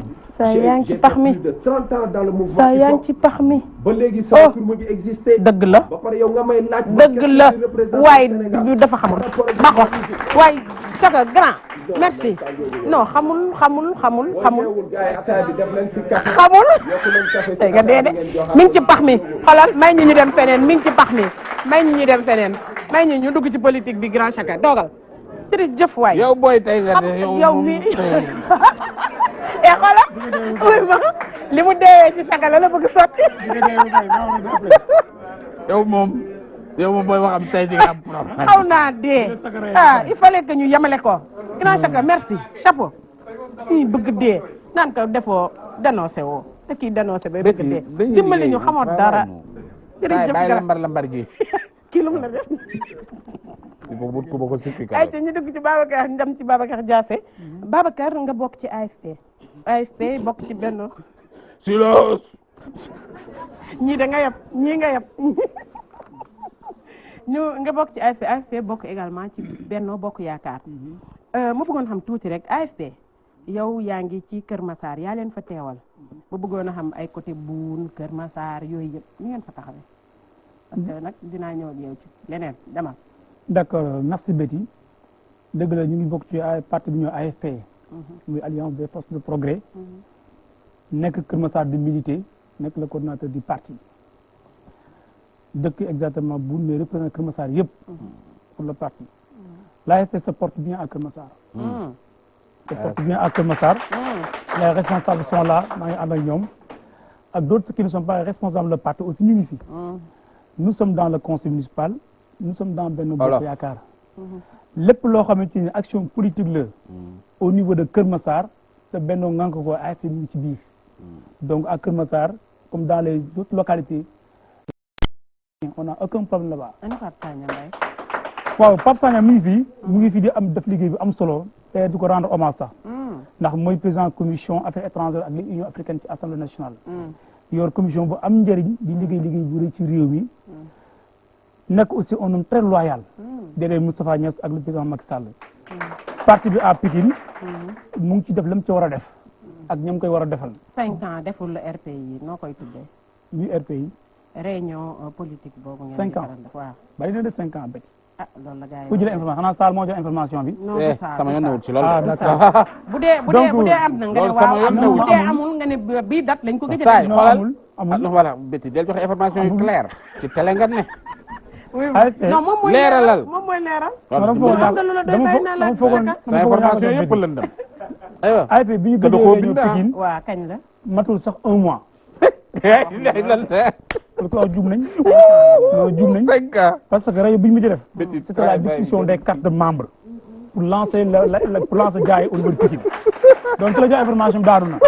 bi ñu mujjee rajo mat 1 mois. monsieur Alioune Badara moo ko présidé avec tous les responsables départementaux. information yi kat pour lancement carte membres yi. donc AFP bi mu gënee réunion ak baaxul. formidable yow sa digganteeg docteur Moustapha bëgg naa koo xam tuuti docteur Moustapha Wane. parce que ku ko xam la xam ni tette na la jàppale na la. lu tax bi muy transhumé di dem ci gàkku demoo. docteur Betty ma wax la lu bëri lu gis ngeen bokk. ma wax la lu bëri lu ñu umpalante. lu ñu umpale. man Kër Massar j'ai connu 3 départs des secrétaires généraux. mais docteur def ci spécial. docteur maa ko dugal ci parti bi. mais yow daf la jege jàppale la. docteur maa ko dugal ci parti maa ko jàppale. Betty. je m'explique. télé ngay waxee yow li may wax xamoo ci dara. il faut les informations soient claires. ça Betty télé laay waxee. docteur Wane maa ko jàpp maa ko dugal ci parti bi. waaw. ñu ñoo nekk yaa ko AFP Kër Massar. jàppale. avec Mamadou Faye l'ancien responsable. je le rends hommage parce que AFP bu tolloo Kër Massar moom liggéey na ci lu bari. bi Mamadou Faye demee. man maa toog Ibrahima Samb. ñu gis ku mel ni docteur Wane. ñu waxtaan un jour. mu ne ma mon père était à Wack Ngouna. c'était un ancien sous-préfet xaritu Moustapha Niasse la. d'ailleurs man j'aime le parti mu ne ko ñëwal bëgg ji. ñuy préparer élection locale 2009. AFP di ut candidat. man ak Ibrahima Samb ñoo dem fekk duram toog na ko jeune nga cadre nga nekk Kër Massar kaay jël parti bi. parce que man xale laa aw ma jot bi mënu ma ko pour l'instant. naa ne ko ci parti bi. docteur maa ko jox numéro Pape Sagna Betty gi baare. di gi baare. docteur déglu moo tax man la maa ko dugal parti Betty ngay baare waay. docteur maa ko jox numéro Pape Sagna Mbaye. ñaw. docteur maa ko jox numéro Malick Gakou. docteur maa ko orienté. yaa ko dimbali yaa ko dimbali. donc kooku dëkk parti moo fekk man. waaw d'accord ñu jàll ci docteur comme moom jàppale wu la yow yaa ko jàppale. pareego bàyyi ma ñëw. waa ñëwal dem nga posé nga ñaar. saay lan moo tax yéen man ni ma leen tuddee mooy ñi nga xam ne amu leen ambition politique. yéen waa AFP yéen ñi fa des fi mu toll nii. parce que topp ci ginnaaw mag moo xam ni amut benn ambition. moom lee ñu ko jox muy Assemblée nationale bañ ko joxee ma ngay jooy. loolu mooy wane ni lii sax ëpp na ko fi mu toll nii moom parewut pour dem ay élection léegi yéen ngeen nekk ay ndaw yoo xamante bi da ngeen di topp di yagar ci parti bu amul jëmukaay bu amul jublukaay lan moo leen tax a rester ci AFP. très bien Sa Ndiogou sa question bi neex na ma trop. question la. Sa Ndiogou yi fi romb. allez Sa Ndiogou. yi fi romb xam nga di la ko wax. Il y a aucun préambule. pour les gens qui créent des partis politiques. ou bindu nañ ci ne parti bi dafa war a dem élection forcément à chaque élection. mais man damaa jàpp ni ku nekk ci parti bi dafa war a am objectif. yow am nañ objectif. li seen objectif. parti politique mën na dem ci élection directement comme mën na dem ci élection indirectement. indirectement waaw ci naka parce que être dans une coalition. mooy dem nga ci am nga candidat indirectement. AFP tey la gën a am ambition. mais bootu loolu da ngeen ko bañoon. ci njëlbeen nga. bootuwuñu. non c'est parce que tey li Macky yor nguur gee tax. non da ngeen ko bañoon. nanguwu leen woon a 2000 kii nanguwu leen woon a topp ci ginnaaw président Macky Sall mi tey. non da nga juum. nanguwu leen ci woon a topp. 2000 Macky Sall dafa ñëw fekk coalition Benno Siggil Sénégal existé. mais Benno Bokk Yaakaar. ci laajuma la man waxuma ak yow moom laay waxal. d'ailleurs yow da nga di invité bi. Benno Siggil Sénégal jël Moustapha Niasse comme candidat. déggale Macky Sall dafa ñëw rejoindre Benno Siggil Sénégal.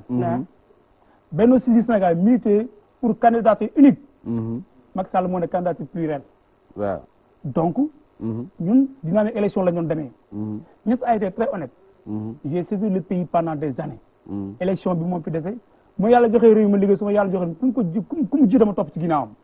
président Macky Sall ñëw deuxième position mu tenir promesse am jàppale ko. waaw président Macky Sall xam ne kii c'est un doyen.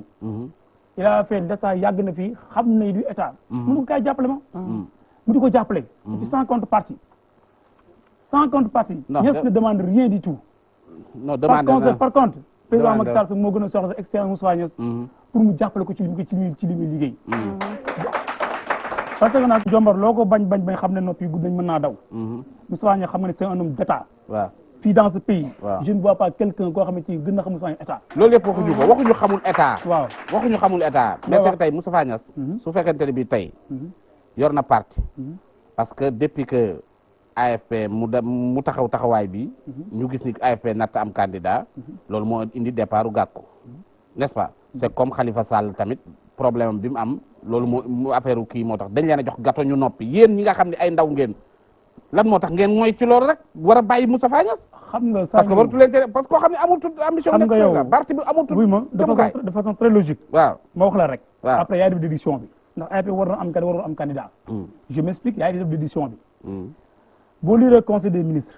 waaw communiqué bi. deuxième paragraphe xam nga nañu bind. au titre des textes législatifs et réglementaires. textes législatifs mooy les projets de loi. wala proposition de loi selon un parlementaire. bi Macky Sall toogee ba léegi. waaw tous les projets de loi yoo xamante ni voté nañu ko assemblée nationale kan moo ko présidé. Moustapha Niasse. parce que quand il y a une proposition ou bien un projet. dañ koy teg sur la table du président. waaw examiné en commission dem plénière Niasse signé ko Macky promulgué ko. Moustapha ñu nekk pendant 7 ans di signé loi yi. di présider les débats plénières. loi yooyu génn ci réew mi suñuy ministre di ko appliqué. suñuy directeur général di ko appliqué. suñuy PCA di ko appliqué. suñuy député suñuy au conseil yëpp di ko appliqué. ñuy liggéey Macky Sall pendant 5 ans. xëy na dañu am candidat. est-ce que Sénégal bu sérieux dina la déglu. faites la déduction.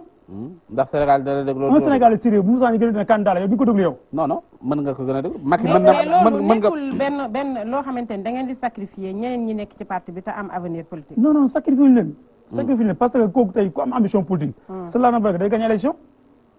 non cela ne veut pas dire day gagner élection. déggoo li ñu wax day mel ni am na ci ñoo xamante ni am na ay capacité nekk ci biir parti bi. waaw dama ni ngeen toog Benno Bokk Yaakaar ba kañ comme li sa def naa sa loolu lay wax de ni parti bi amul ambition moo tax mu toog ci Benno Bokk Yaakaar rek. non parti bi am na ambition.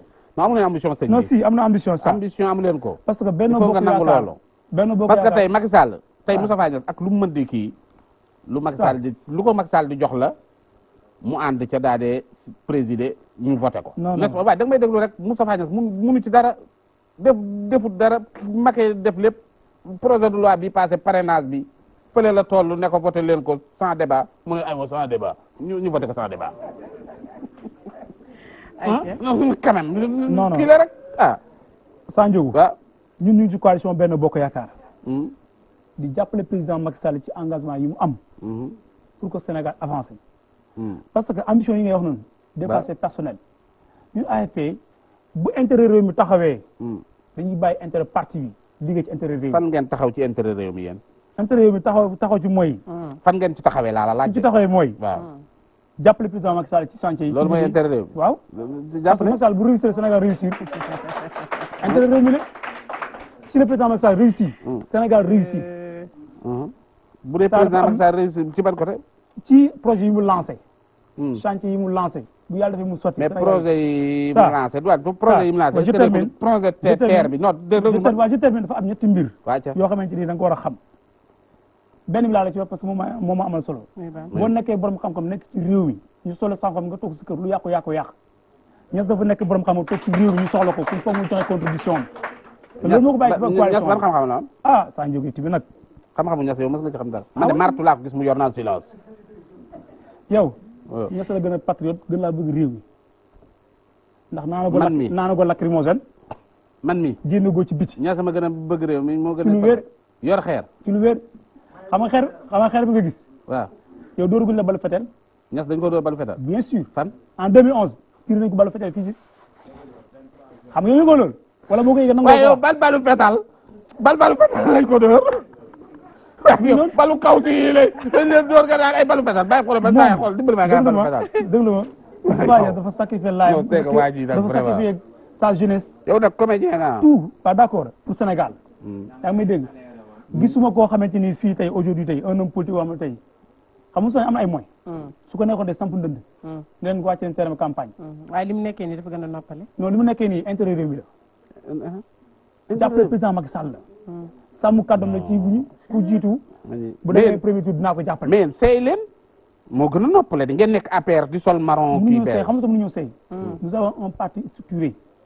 représenté partout au Sénégal. mais moom li muy def yëpp ñëpp dañ ci d'accord bureau bi ak ñëpp militants yi ñëpp dañ ciy d'accord ak moom yëpp. ñu d'accord dem nañ xam nga lii fi nekk nii dañ ko décidé woon le 14 mars 2000. mais AFP dara de dugul rek dawul ñoo réunion bureau politique mais seen collègues yi koy couvrir bu ñoo réunion bureau nga xam ne AFP y a quelque chose boo ñëw Kër Massar nga xam ne AFP y a quelque chose le parti existe et représenté partout. d'accord ñu jàll ci leneen na bàyyi mbirum AFP yow mbirum inondation yi jëmale ko ci ay Buuna Kër Massar ak yooyu mais depuis un certain temps déggatuñ la gannaaw nag bala ministre ba recevoir ba léegi dégg naa kenn déggatu la ban ministre boo ci toll waaw xam nga man dama dëkk Kër Massar jël engagement di xeexal Kër Massar seen i yitte ak seen i soxla inondation 2013 am na Kër Massar ma xar sama tànk tubéy dox ci la ma ci war a dox ba dem ci gendarmerie itee ma garda bi 8 heures de temps mais sama askan jaral dama ko parce que maa engagé pour xeexal leen. loo defoon bañ teel a. parce que dama jëri doon marche contester les inondations. ñu ma war ci ban côté. Buun Kër Massar.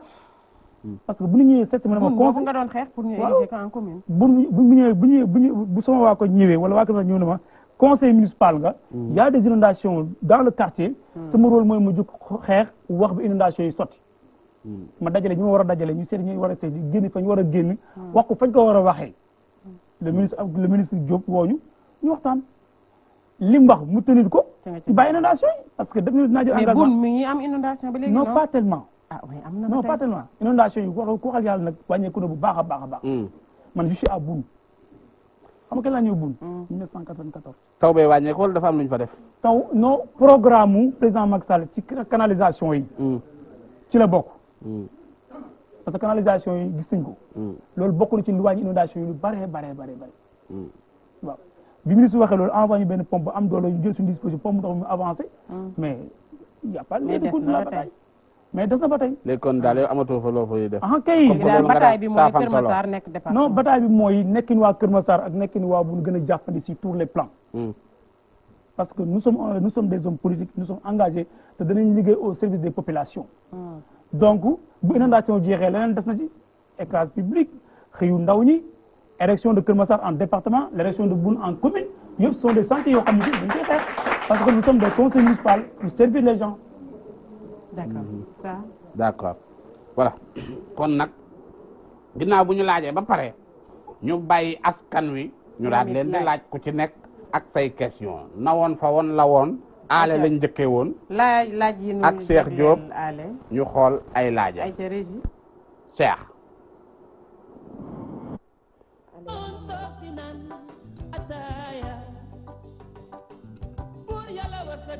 tuuti xamatooñu ñoo doon toog di naan ataaya. waaw man li may laaj ki nga xam ne moo fi présenté mécanicien yi laaj bi mooy dafa am moteur bi nga xam ne bon day fay quoi su fayee soo démarré mu tàkk mais soo bàyyee buy ralentir du fay quoi mais soo tegee si tànk accéléré rek mu fay sooy si ralentir daal day ralentir naajement mais soo accéléré rek mu fay nga démarré waat mu tàkk. ndax ñoom dañoo am ay diplôme wala amuñu ay diplôme wala kenn ku si nekk rek dañuy seet rek kooku ñëwee na la man mécanicien laa rek ñu jël ko dugal ko ci biir wala dañuy tànn ñi nga xamante ni ñoom dañoo am ay diplôme ñu jël leen defal leen benn formation ñu ubbi seen benn kuréel di def mécanicien quoi. ale waa ji njëkk nee na la moteur bi nga xam ne ale xam nga déglu ko non waxal rek déglu ma de ñaari question waaw déglu ma rek waa ji li ma Cheikh Diop tegaatal ko mu dégg parce que non ale dafa bëgg a naqasaale ale déglu wax ma waa ji def ne moteur bi paan boobu ban paan la paan bi mu wax non non mais ale daf ko bañ a dégg waa ji daf ko posé question bi kii posé rek mais la ko Cheikh Diop indiwaatal question bi non non ale dina dégg non c'est parce que déglu ko laaj bi mooy dafa am moteur bi nga xam ne bon day fay quoi su fayee soo démarré mu tàkk mais soo bàyyee buy ralentir du fay quoi mais soo tegee si tànk accéléré rek mu fay sooy si ralentir daal day ralentir naajement mais soo accéléré rek mu fay nga démarré waat mu tàkk. ndax ñoom dañoo am ay diplôme wala amuñu ay diplôme wala kenn ku si nekk rek dañuy seet rek kooku ñëwee na la man mécanicien laa rek ñu jël ko dugal ko ci biir wala dañuy tànn ñi nga xamante ni ñoom dañoo am ay diplôme ñu jël leen defal leen benn formation ñu ubbi seen benn kuréel di def mécanicien quoi. leer na dégg nga li mu wax. waaw dégg nga ñaareel bi yëpp. leer léegi tontu moteur bi muy wax. ku njëkk ki question bi mu posé dafa leerul. xam nga question technique la non mécanique. moteur mooy fay wala non man dégguma li mu ki wax posé question bi xam nga lu tax xam nga mu laaj li aale dafa bëgg a wane ni aale du mécanicien. loolu la bëgg a wane moo tax mu koy laaj da koo jox benn paan jox ko benn moteur. béti paan bi mu ne la paan boobu ban paan bi lan la dikkal ñu ci. xam nga waa ji moom dafa wax. waa ji rey na xam nga oto. dafa am gasoil am essence. est-ce que yaa ngi dégg. su ma waxoon ban oto la. essence la wala gasoil. ma tontu ko ci question waaw léegi tontu ñu essence ak gasoil. waaw léegi à supposé que mu nekkoon gasoil li muy wax nii lan la. waaw xam nga oto gasoil.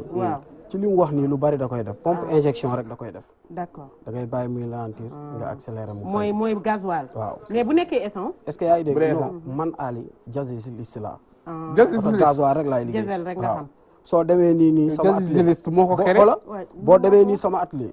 décarté nañ benn tata boo xamante ni yaa ngi dégg lu ma la wax ni dafa am problème moteur. maa ngi ko fa bàyyi léegi. d'accord kon ñu jàll ci beneen laaj bi. keneen ki li mu wax mooy seen kuréel gi ndax da ngay am diplôme dugg ci way laan nan nga ciy duggee joxal sa gars yi. non kuréel gi moom. waaw vraiment ñëpp ci bokk. ndax Revas xool ñi am formation wala yooyu tamit wax na ko. non xooluñu ko am formation ak ko amul formation. Revas moom. képp koo xamante ni ouvrier nga. di pratiquer bokk ci secteur automobile soo ñëwee jënd carte de membre adhéré bokk nga. est-ce que yaa ngi dégg mais nag fi mu toll nii am na liggéey boo xam ne dañ ci jóg. ndax bu njëkk dañuy jël ay xale yu ndaw rek. di leen yóbbu ci garage ñuy jàng métier. loolu ñun dañ ko xeex ndax nouvelle technologie bi. bëgg nañ képp koo xam ne am nga doom muy jàng école. nga mënul bind mënul lire soo ko indee ci garage yi dañ lay woo yow mi parent ñu conseiller la. ne la xale bi yóbbuwaat ko mu jàng bi nag du sax pour mu réussir mooy mu mën a bind mën a lire. ayca ñoo defe naa ni leer na ñu àndandoo waat ak Cheikh Diop laaj yi ñu jagleel waa NDSS moom Elimane Fall. aywa Cheikh.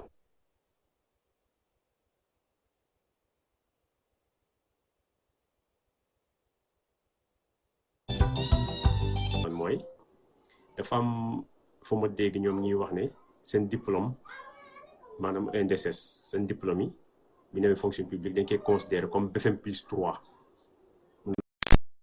ci koo xamante ne bac la fa duggee def fa 3 ans sama deuxième question mooy est-ce que ñoom yaakaaruñu ne bu ñu simmi woon seen blouse yu weex yi soppi ko marron beige est-ce que seen problème du réglé wu sur le champ. waaw man laaj ma la doon laaj mooy yan matuwaay ngeen jël ci fajkat yi nga xamante ni dañ leen di indil malade ñu ne duñ laal malade bi di laaj xaalis bu bari ba yenn saa yi sax dañ fay faral di gis malade ba jaare fa ñàkk bakkenam balaa ñuy lijjanti xaalis bi bay ñëw beneen bi mooy yan matuwaay ngeen jël tamit ci fajkat yi nga xamante ni seeni clinique lañ yore hôpital bi ñu nekk au lieu que ñu nekk fa di servir nañ war a servir rek da ngay ñëw ñu bindal la ordonnance yu bari bari ba pare jox la rendez-vous ci seen clinique yi léegi man dama foogoon ni loolu moo waroon a jiitu seen revendication yi ndax bala ngay laaj sa àq ak sa yelleef da ngay def sa waru gal ba noppi. Elimane dafa mel ni daa jëkko personnel ay ca ñëwal. moom nan lay li mu comprendre mooy nan la ñuy duggee ci école def niveau bac. après bu ñu paree formation bi ñu intégré ñu fonction publique. ñu dem ak ñu reclassé ñu maanaam li ñuy wax niveau B4 BFM plus 3 ans.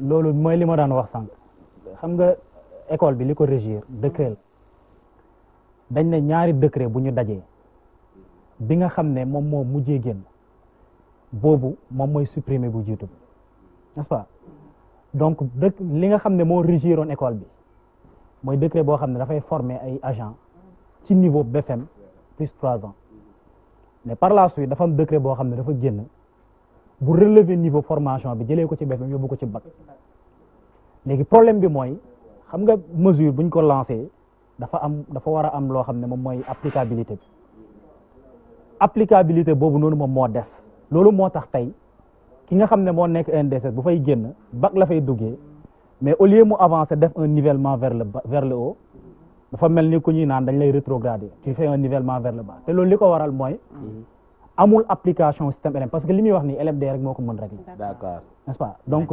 dañuy bindaat wala dañuy appliquer décret bi nga xam ne moo relever niveau bi abrogé ko jëlee ko ci BFM yóbbu ko ci bac en plus de cela ñu intégrer système LMD bi ci biir formation bi comme ça licence bi nga xam ne moom la ñu am mu nekk licence boo xam ne biir fonction publique. deuxième question bi mooy. blouse yi mu ne ñu simi blouse yi dem nekk après marron ñun c'est-à-dire amuñ rapport ak c'est bon sur si cadre bi ñu nekk nii amuñu rapport direct ak politique honnêtement c'est-à-dire même su fekkoon ne dañ doon politique je crois que amul benn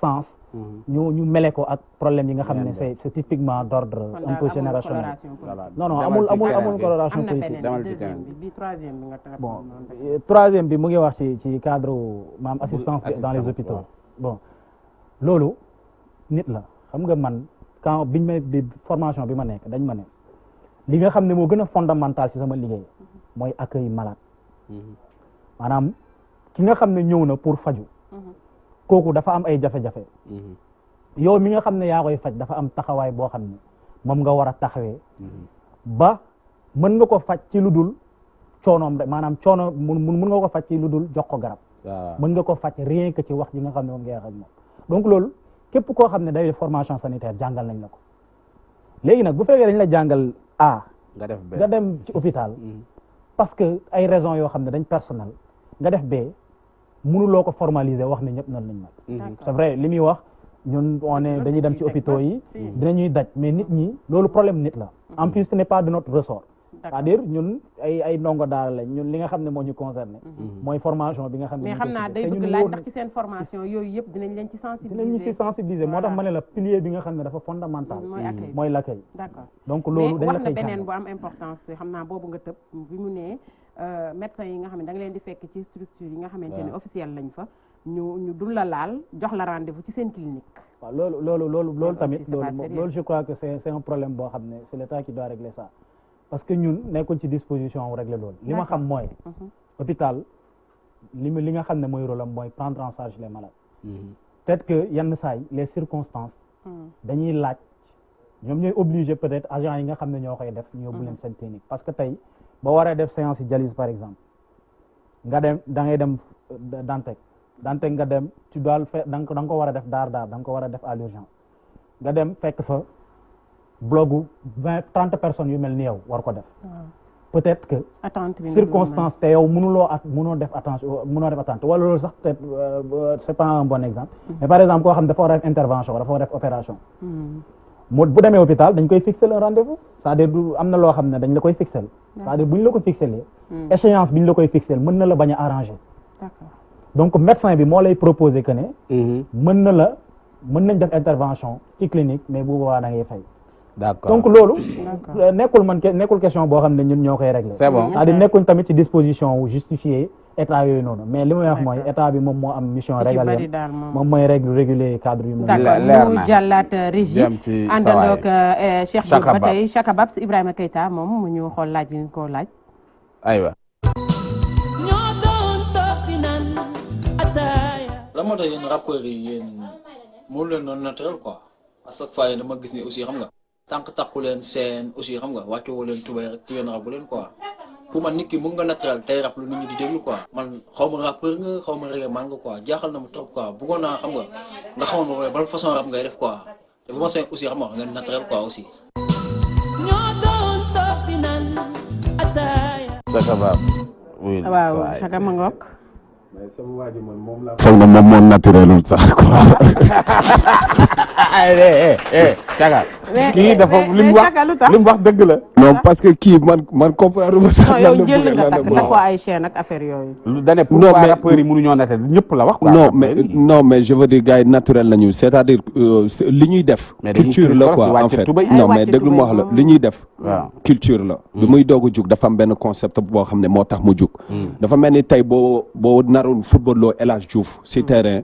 soloon ko caay ak ay marakis si biir terrain xam nga mënul nekk mais mën ngaa rap ak veste mais waaw moom laa la expliquer xam nga mode mooy évoluer bu njëkk loolu la woon parce que musique rap musique la boo xam ne ci mbedd bi la jóge woon problème mu engagement la woon donc voilà gars yi bi ñu ko doon def surtout les blacks américains bu ñu daan def dañ daan gis ne tubaab yi bu ñu solee seen casquette defee ko nii ñoom ñu wane ne ñoom contre lu ñu def dañ koy tourner si ginnaaw bu ñu solee yëre yu yam ñoom ñu sol yëre yu nganda donc concept la woon quoi mais lépp loo gis si jamono dafay màgg dafay doon sol comprendre nga mais ça change moo tax ma wax ne moom laa foog ne naturelul parce que bu doon dafa poser question Chaka mais li mu wax xam nga tontu nga ci tontu bu leer non mais je sais mais je veux dire xam nga dafa am importance aussi question boo koy poser day fekk yow nga suivre kooku wala nga suivre loolu xam ci dara ba am dara loo xam ne xëy na jaaxal na la si nga mun a poser yenn question mais maa ngi koy féliciter par contre si question bu mu def mais juste rek di ko wax ne affaire yi mode la rek dafay évoluer day changer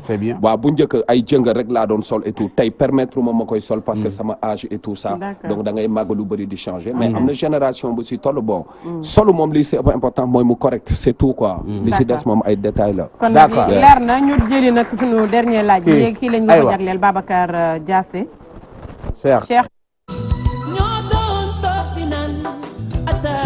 yéen AFP bi ñu toppee si ginnaaw Macky Sall ba léegi AFP avancé wu dafa dellu ginnaaw waaw te AFP parti la boo xam ne dañ ko xamoon si muy laaj nguur te léegi moom laajatul nguur parce que yéen da ngeen di continuer topp ci ginnaaw Macky Sall pour rey seen parti pare ngeen dundal seen i poche yéen ñi nga xam ñoo nekk si kaw wala pare nañ pour ëllëg taxaw nekkaat AFP gi ñu xamoon bu njëkk. AFP moom dama fa gis ay ndaw ay nit ñu am personnalité yu am vie politique mais dama gis ñu topp ci ginnaaw paa bi rek jéemu ñoo doxal dara loo xam ne ni war nañoo mën a tracer seen politique bu ëllëg ñoom ku mel ni docteur Alioune Sarr ak Malick Diop ndax dama gis ñu topp ci paa bi rek ndax paa bi pare bàyyi leen ñu doxal ñoom ci parti bi moom mu noppalu nekk seen mag di leen xelal ak yooyu mais dama gis parti yi fii ni muy doxal mag mi rek mooy nekk di doxal li ko neex ci parti bi te ndaw yi war nañoo mën a am seen cër ci parti bi jiite ko loolu lu war a mën a nekk la.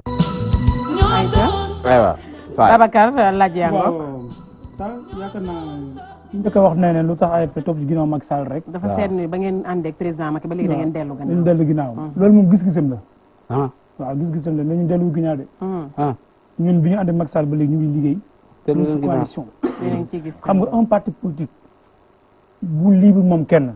ak parti bu ne ci coalition. les fonctionnements mën na différent mais AFP dellu ginnaaw mu ngi ci fi mu nekkoon li am suñu parti moo am ci parti yëpp PS tas na fi am na problème ñes fa la jógee dafa jibu ka ainsi de suite am ñàkk ambition PDS am na ko Macky Sall fa la jógee du Seck AFP am na ko AFP dina ko am suba réew mi dina ko am loolu c'est le fonctionnement naturel des partis politiques c'est la vie inhérente des partis politiques mais ñun ñu ngi ci dynamique coalition Benno Bokk Yaakaar jàppale Macky Sall fonctionnement yi nag mënul nekk boo nekkee parti boobu da nga soxla nguur war a def élection ak parti boobu da nga nekk ci coalition war a présenter bilan donc duñu benn beneen bi mu ne am na ci ay cadres yu nekk ci biir parti bi ndax comme moom mag la mënuñu puus xajal xale yi c'est vrai AFP am na cadre yu bari Moustapha Niasse ci loolu lay dox ci loolu lay dox waaw pour ndaw ñu ñëw noonu la fa nekk pour ndaw ñu ñëw non pour ndaw ñu ñëw laa ci loolu lay dox loolu moo tax mu lancé congrès le bureau politique s'est réuni récemment am congrès bu ñu war a def incha allah ci fin année bii ça mën na am décembre octobre ou bien novembre mais parti bi mu ci dina mu def congrès d'accord c'est ça boo déggee congrès xam nga mooy renouvellement des instances massification ak préparer fii ñu waxee yoon lancé nañ vente de carte yi ba le 31 juin ba le 31 juin incha allah saa yow la moom mii la eggali rek lancé nañ kii jaay carte yi le 30 juin incha allah ci la ñuy jaay carte yëpp bu ñu paree ci carte yi ñu dem renouvellement des instances à la base bu ñu ci paree ñu dem congrès bu ñu demee congrès ñes ku ne xam ne pare na pour joxe parti bi dëgg la ko mel ni ñoom Aliou Sarr ñoom docteur Malick ñoom Pape Sagna Mbaye si ñoo des ambitions qui te manifestent mais duñ jékki manifester ñu def la ni xale doo gis processus la doy na may ñu ñëw jëli suñu rubrique loo ci xam suñu dernière rubrique loo ci xam ak Cheikh Diop Aïcha déglu leen saay ngeen ndax ñun wen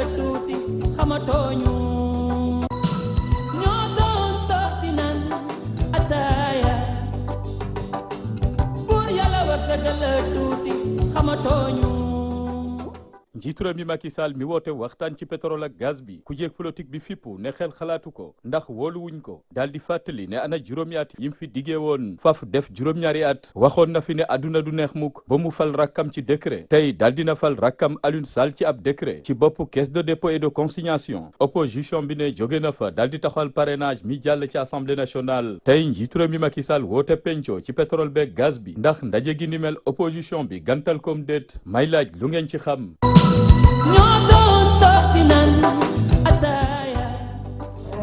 loo ci xam ci li ñu wax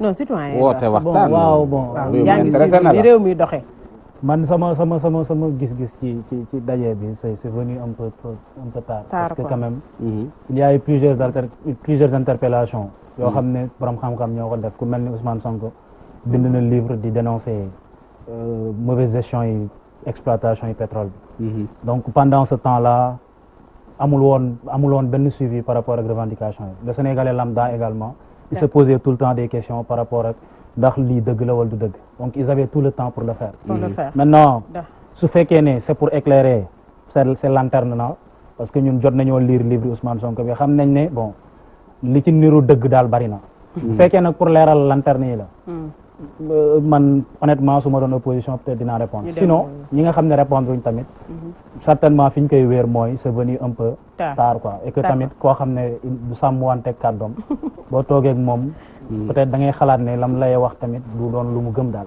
d'accord Babacar loo ci xam élément bi ci parrainage bi mu wax ça duñu rafetlu ko bétti parrainage bi dafa war au Sénégal non lii du parrainage lii lañ wax waxtaan bi ndaje mi lañ la wax woote dialogue bi président def benn question rek la pétrole beeg gaz bi bopp évoqué na ñaari mbir non loolu du dafa fàttali le dialogue ak le parrainage la wax le dialogue et le parrainage la wax non dialogue rek lay laaj yow dialogue nga bëgg ma wax non ci loolu la laaj ok d'accord te waxoon na ni du fal rakkam wala mbokkam dialogue mooy yi mu cité dialogue bi opposition dafa war a wuyu dialogue bi parce que li ñuy waxtaane Macky moomu ko askan Sénégal ko moom muy mais premier ministre waxoon na bu kenn tudd gaz ak pétrole de non waaw peut-être loolu premier ministre engagé mais dama ne président Macky Sall bu wootee ne nañu waxtaan li réew mi bokk pour man képp ko xam ne da nga jóg pour ne damay taxawal réew mi da nga war a wuyu waxtaan d'accord kon leer na pour man opposition dañu war a wuyu ji appel Macky Sall d'accord allez waaw man sa opposition mooy comme li kii wax rek xam nga réew boo ci nekkee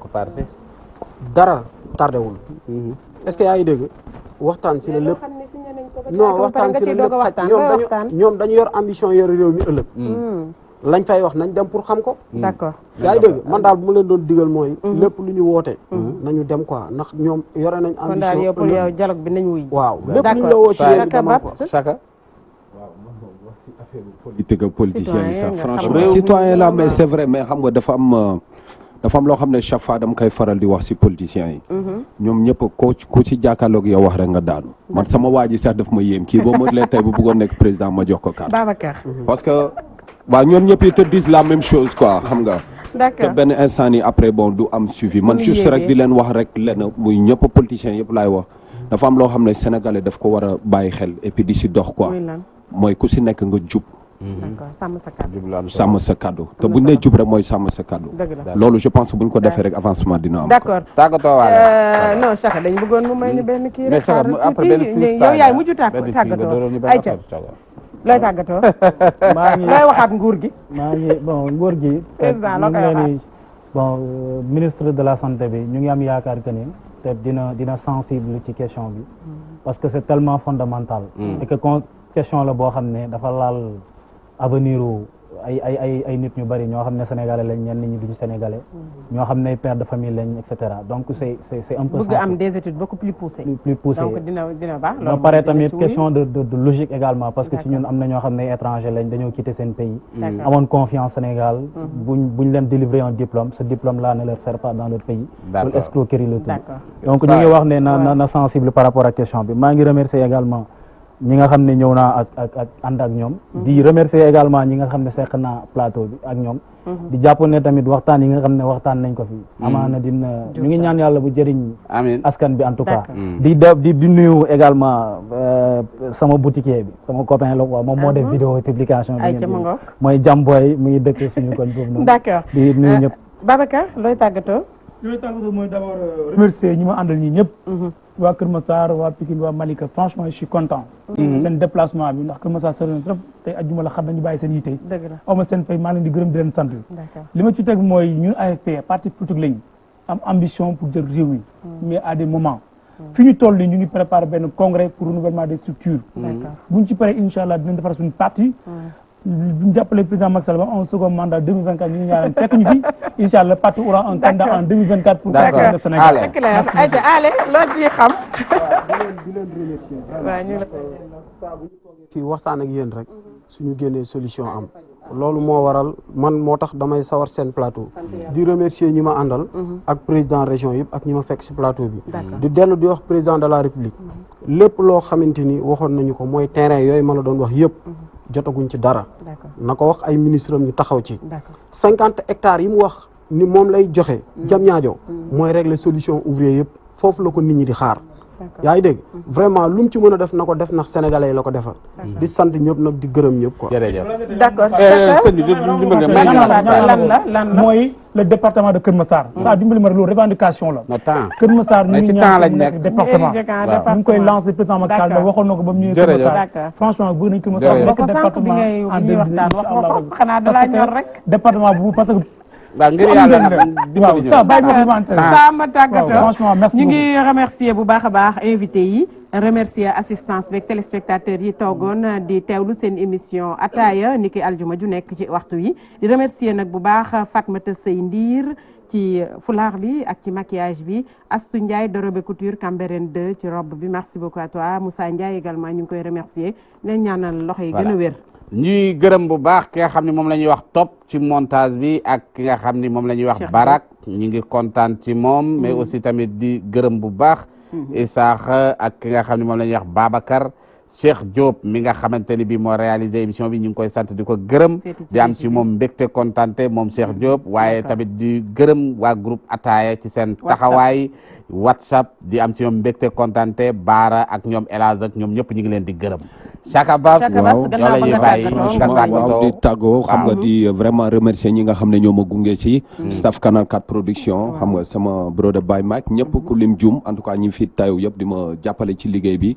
di remercier waa groupe MBK missionnaire Baye Karim bi nga xam ne ñoom ñoo gérer projet album bi di invité ñëpp nag si benn programme concert bu may def suba inchallah concert de lancement album bi waaw foog mu jàll inchallah samedi si terrain face bi di ci woo ñëpp vraiment pour ñu ñëw assister concert morceau bi nga xam ne suñu maire de la commune moom moo ko jox muy Ousmane Doye. aywa man ak yow ñu door benn kii aywa door nañ door rek aca démarrel ma topp ban nga bëgg ñu door comme yow xam nga saaw di yëpp waxal ñu door aywa demal rek caga mais wax ma benn rek waaye boo door baax na may demal rek boo ko xaaree temps bu bees bi wala bu yàgg bi wala may ñu bu bees may ñu bu bees xew kuy jullit jugal waaj ku dul jullit jugal waaj Baay Karim ñëw na jullit jugal waaj kuy jullit jugal waaj ku dul jullit jugal waaj Baay Karim ñëw na jullit jugal waaj tuubi leen tuubi na jug dem ba Tuuba tuubi leen tuubi na liggéey social lu ne fang kenn du ko jeeku sang si géej bi génnee mbeex mi ngi fi ne gaañ nañ si jël du fi mës a jeex sëñ bi yàlla ko yónnee nañ ko topp mu wan ñu yoon bi raxas xol yi defar jikoy te boole ñu ci góor ñi tabe na lool lool am yitte ci ndaw ñi ñaanu ndox yi ci bu tey faj na ajoy tey merci